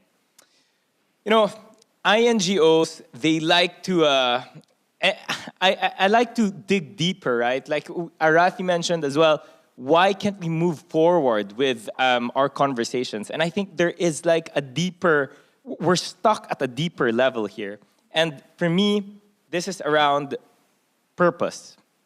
I think, you know, sorry, I'm rambling, but like this cannot be approached in... That's why I ask for 1 point. Yeah, sorry. I'll try to be quicker. But like, so with the agile management, I'm such a fan of that. But at the same time, if you push the analogy further, you know, with the tech products and stuff, like if the product is great, that's great, but the product is not the purpose. The purpose is profit. And so if it's not a profitable product, I'm sure the venture capitalists will pull the plug, right? And so in the same way, in INGOs, even though you make the kind of like the donors, the product owner or whatever, they're the equivalent of the venture capitalist. And if that's not meeting their purpose, they can kill the project or they can pull out. But what's the purpose, right? For GFFO, is it foreign policy, or is it really about addressing problems? A lot of the development agencies we've seen have been merged with foreign policy. That's about the self-interest of a lot of donors. So that's one thing. And then another thing is, finally... A final one. Final one, for sure, is INGOs create these narratives of, oh, give us €5, give us £5, and we'll save a life, we'll improve, you know, these communities. Then they complain, but we can't do anything about it because we're constrained by the donors. Then donors say, but we can't do much about it because we're constrained by the taxpayers and the publics. Then, when we look at it deeper, what informs the narratives inside the taxpayers' heads, inside the public and members of the public? That's the stories, that's the narrative that's coming out of INGOs. And because of this simplified narrative, then they elect politicians who then promise simplified solutions. These politicians head government agencies with simplified policies that then constrain INGOs. So it's like a vicious circle, right? And it, you know, Rajan mentioned earlier that it's about narratives and mindsets. And so what is the narrative? What is the mindset we have for aid? What is the purpose of aid? And I think this is something, for us to be unstuck in these discussions, we have to think about what we think is the purpose of aid. Sorry, that was a lot. Thanks so much, Avi. Once again, very inspiring. Anita, what's your one takeaway? Can I cheat too? That's totally fair, yeah. Arvi gets a pass, I get a pass. I think the reason why it's so hard is because the conversations today are so wide-ranging, and then if you couple them with yesterday, it then compounds in complexity. So it's difficult to have one. Also difficult because I think we were tasked to try and make it practical takeaways as well. This is very challenging. So I'm going to say 4.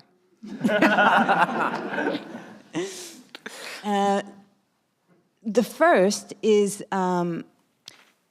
when I think personally about what I learn from tech is the creativity that I see in the industry, in that sector. There's a lot of creativity. And it could be that in the management process, this agile management process, they have built in the space for creativity. I think in our sector, we have creativity. We do, but it is not kind of built on or invested in the ways it is within the tech industry. And so if I were trying to think about what to learn from the tech industry is how do they invest in creative projects like Dr. Shivanji's project that really allow good ideas to grow. So if that's in the management process, if it's in, Rajan was talking about skills, is it in the skills of the staff members? I don't know, but I do think that this is something that I'm taking away, trying to figure out. That's point 1. I think point 2 is really also inspired by Arthi's brilliant inputs into the conference, these questions around morality and ethics and rights, the challenge that she posed to us to look at our interventions in a different way. And I think from a practical perspective, trying to think about that question very practically, there are applications within your organizations, conversations that you can be driving in pivoting how humanitarian aid discussions happen, but you can also engage in, okay, this is another terminology, but civic space discussions, right? Because we cannot talk about rights and morality and ethics and local leadership when we are operating in contexts where aggressive states are putting limits on what local and national organizations can do in their communities. So that's, yeah, combining different worlds here, but really I think important for us to walk away from. And as humanitarian organizations, I think we have a responsibility to not just provide aid, but also stand in solidarity with organizations that are feeling the restrictions that their governments are putting on, and vice versa. That's point 2. Point 3 is actually from Meg, and the elephant in the room, right? The UN, and the black box that they have around their funding, and the lack of accountability. In fact, the double, triple, multiple standards that are being used around due diligence and compliance. I think that all of us in this room, and this is not, yeah, all of us in this room need to be able to push and advocate for those standards to be stripped away, for the black box to be opened, so that we can achieve the transparency and accountability that we want in the sector, and that those burdens are not just held by some actors. And I find it interesting, I'm linking it also to yesterday, Arby's closing point around, the use of digital tools for whistleblowing, and, can we call out the double and triple standards that we see in the sector by using the very same digital tools that we have been discussing. The fourth point and last point, oh gosh, it's so hard so it's actually combining something that Tristan said in the closing around semi-structured formats of knowledge and learning and data, and this idea of the multiplicity of voices within the sector, right? We have so many stories and in so many languages. And I really like the idea of trying to build up not only the learning, but the visibility of the plurality, the different voices in our sector. And that can only be done if we digital technology can support this process. And I think from a practical way, the INGO communities, of which I used to be a part of, and their desire for perfect English and publications in like very strict standards and perfectly looking and laid out, like, we need to start moving away from that into different formats, different kinds of, so that different stories can be told in different languages. So that we can learn, so that we can be led locally. Thank you so much, Anita. Maybe just a quick follow-up question for each of you. Are we coming back to your question of power imbalances and giving us homework for today to touch more on this topic over the course of this discussion? And maybe also putting the question a bit to you, one could say, listening to the discussions today, it might be also a hen and egg thing. There are hopes that by digital tools, participation can be expanded and power imbalances could be overcome, but power imbalances make digital tools being developed in directions where they don't challenge power imbalances and following other priorities. Having said that, we also heard about opportunities that digital tools might expand the space and the communication channels of local actors and of affected people, even if there's no incentive, and even if there's INGOs, international actors getting on the brakes. We heard examples like feedback mechanisms where local actors don't really have an interest to share what they've heard, but the future might not be long that there is digital feedback mechanisms which are just open space and which are ratings of INGOs and they can't hide it anymore. The same for local NGOs.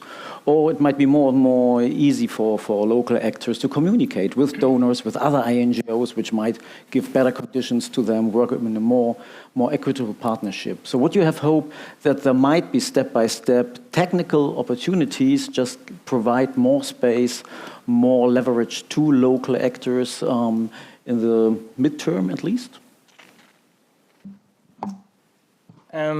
I think the sector as a whole is moving towards, the right direction in terms of thinking about these things critically.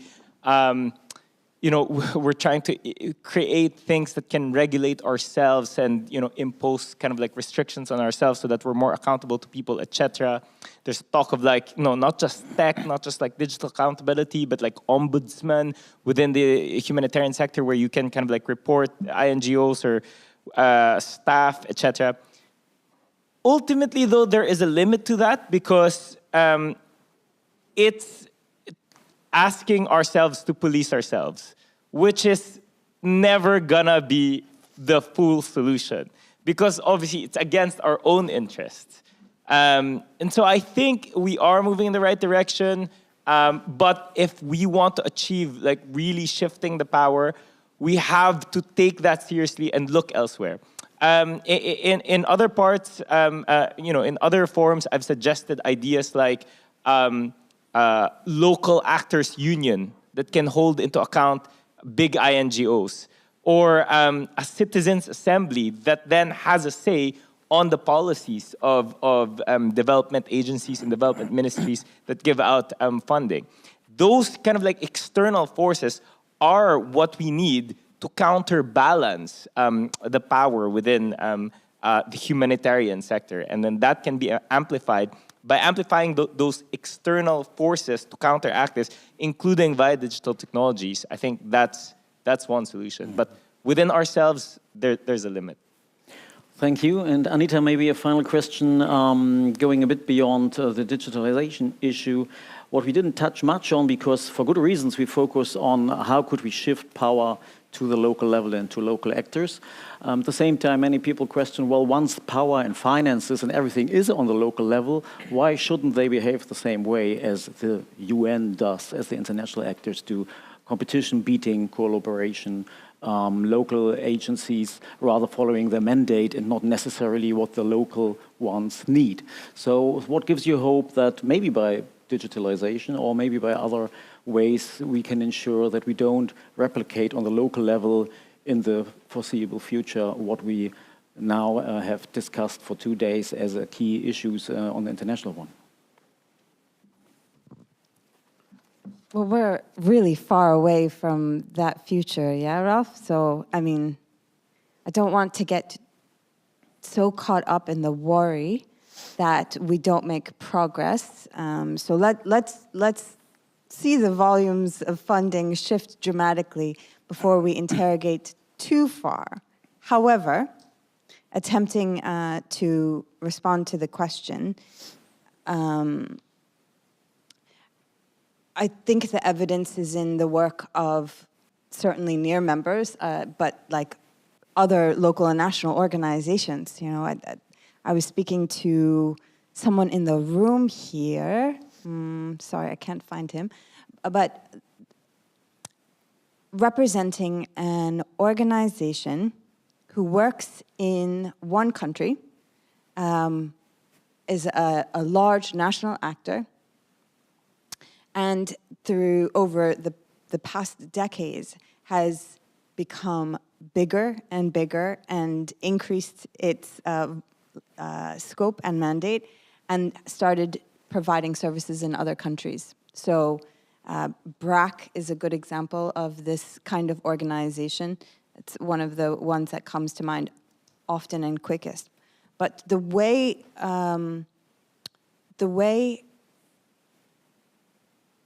an organization like that, who starts off as a local actor or a national actor within the humanitarian system, and then through growth, how they operate in another country is different in nature from the work that I have seen of these organizations, different in nature. The relationships they have with other organizations in other countries is different in nature.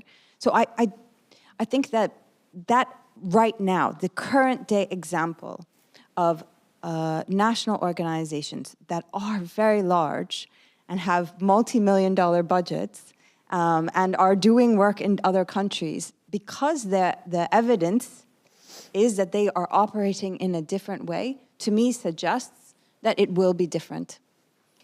That is my hope. Of course, I do think that we need to ensure that the principles and the motivations behind localization, which is really about supporting and investing in the most, in local systems of response, localist systems of response. That is the end, goal here. So I do hope that as long as we retain that as the spirit of the agenda, that no matter when the resources and investments happen, that we will still maintain that. Thank you. It's always good to finish with a hope and to conclude with a hope, so we're happy to take that. Anybody of our discussants keen to take a word? If so, please just get up and take the mic. Otherwise, please, Vanessa.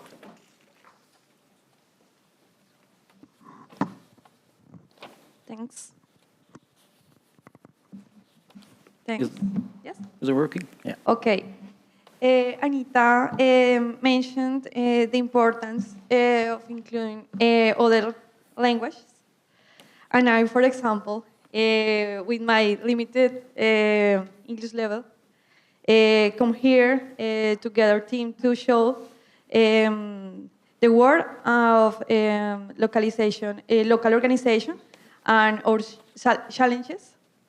And first, I would like to say that it's important to value the knowledge of both actors. It is important to promote relationships that are respectful of context and local capacities. Local organizations can learn and can work without a permanent supervision, without a paternalist supervision. Local organizations require support to learn or improve their capacities that allow them to access resources and improve their accountability. It's important that donors take local context more into account and don't request a proposal with predefined topics, yes? And this doesn't allow meeting the needs and to access a localization that communities provide, yes? And I can say that I would like to mention that the Together project in Colombia is promoting the learning of agile methodologies for project management, such as Scrum, and is also promoting an exchange of knowledge between organizations. Finally, I want to invite you to participate in a second localization and innovation congress organized by us as Together Project Local Humanitarian Partners. We are promoting localization in Latin America because I identify that the concept of localization of clear to us here, but in Latin America, we need visibility, more visibility. If local organizations don't come together, they can't demand or do collaborate work. Thanks. Thank you so much, Vanessa. Anybody else? Yeah, Talha. Hi again, and thank you very much for this opportunity as well. I just want to mention after the takeaways also one point regarding after this event. When I am returning tomorrow to my country, to our projects, I'm very glad that now I have many solid, concrete takeaways to implement right away. I mean, we are discussing maybe the future of the humanitarian aid, but also, I mean, change starts with people, and I think as people, there are certain things that we can start doing right away. Especially when we are talking about that panel 3 regarding the agile management. I mean, of course, this will require some time to maybe change the mindset as we discussed here. But I am also happy to return with the concrete, just solid changes that I can start immediately, even without like changing the way that we work with the international partners, because I think experiences shared here showed that there are many things need to change, but it is not just between donor or international partner and not international partner and local partner. but also within our organizations. Hierarchy is there, trust issues may be there between field and the office. So I think there are many points that we can return to each of our organizations. Thank you. Thank you. That sounds good as well. Please. Carlos, and we get translation again in a minute. You will speak in Spanish again.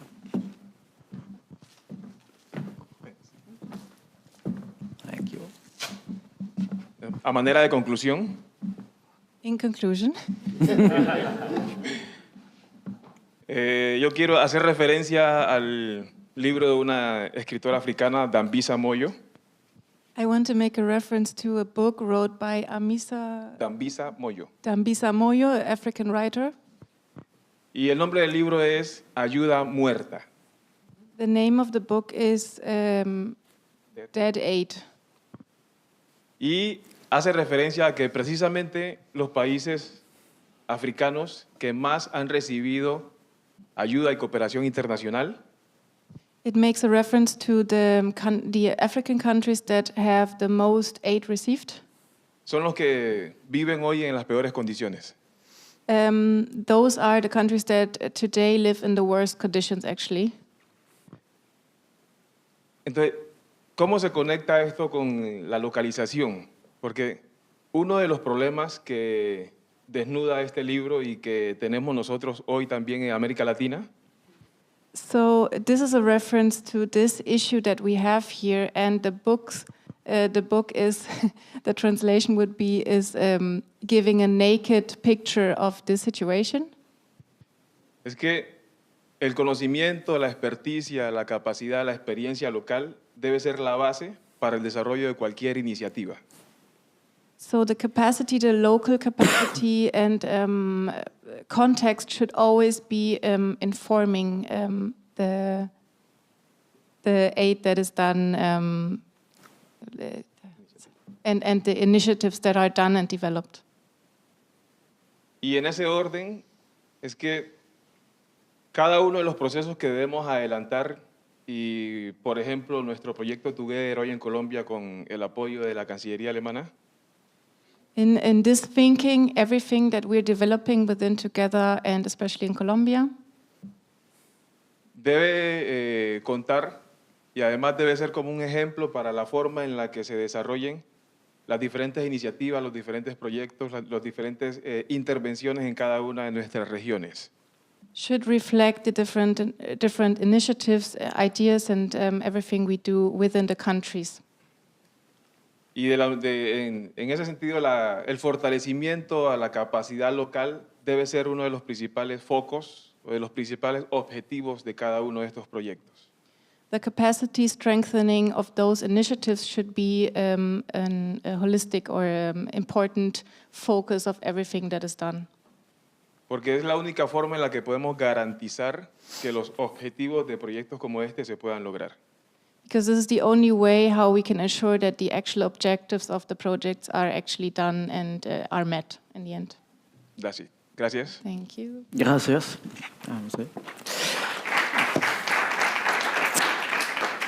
Thank you so much for this final feedback, surely broadening our horizon once again. And I hope you appreciated how we tried to ensure our own accountability regarding this conference, to have different ways of getting feedback straight away from you guys and from our discussants traveling all the way just for our conference. Thank you so much again for that. CHAR surely has a long way to go itself on accountability, on collaboration with partnerships, with greater diversity. So many thanks for attempting this in the context of this conference for now. This has been the feedback of our discussants and our rapporteurs. We are very keen to get your feedback as well. In the evaluation forms you have on your seats and you will find online. It would be great if you could share that straight away. Our key supporter of this conference would appreciate that as well. To mention it again, this has been co-financed kindly by the German Foreign Office, this whole conference, as well as the two key projects out of our Spread project, which have contributed to this by 2 papers for a start, which we have shared on the locally led Unitarian action and on the digitalization side. So a big thank you to the German Foreign Office once again. There will be a follow-up for a next discussion. Let me see if I can see the screen. If you wonder, well, where do we go from here? For example, we will have a follow-up event soon, still to be to be dated in June, most likely, together with our colleagues, among others, MEC and Ground Truth Solutions, which will follow very similar discussions, and hopefully with a very diverse panel once again. And now it's time to start the thank you. Thank you for start, of course, for our hosts here, the Spielfeld, the building, the host, the catering, etc., which I think we really appreciated, which was great. Many thanks to Live Records, who did once again, I think, a great job on the technical side. Yes, give a hand in the first place before I keep running. So then it's time, I think, to say a big thank you to the 2 masterminds I introduced in the beginning. You've seen for 2 days, but now it's really to give a hand and say a big thank you to Darina and Andrea, who have conceptualized it. Please come on stage. Ta-ta-ta. So, where's Andrea? Thank you. Oh, you can stay. No, whatever. Danke dir. Oh, no, it's nicht alle deine. Then a big thank you. Behind the scenes, we had a conference team working on this for months, and a lot of credit goes to them. So may I ask, please, Anne, I may speak German if you don't mind, Anne, Johanna, and Jakub to come on stage as well.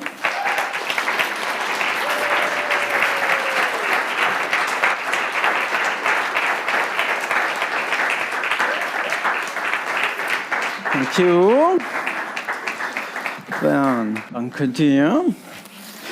And no chart conference would work, as we are a small team, without the whole chart team. So maybe I can ask everybody of the chart team to come on stage, so you get a picture and a sense of who's as well on behind the scenes. Join us on stage. Then I would like to ask all the panelists who are still around, and the discussants and the rapporteurs, to come back on stage for a nice final group picture. You're still on and off the balcony. And that's the final picture.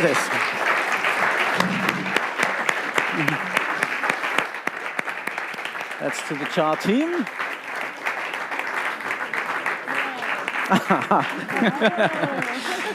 So it's the soccer team. Please, all the panelists. So that's everybody who contributed. Don't be shy. It's nice of you. I'm not tall. Come here. And a big thank you while we take, I hope, a dozen pictures of everybody contributing to it. A big thank you to you, for the audience. You've been around for hours and hours here on site and online. Thank you so much. It has been a great pleasure. We hope to keep in touch. Stay tuned, and let's work on all these issues together. There will be hope, I heard. So let's count on that, and stay with us if you're here on site. We will have more food and coffee or whatever. So thank you so much for coming. See you next year.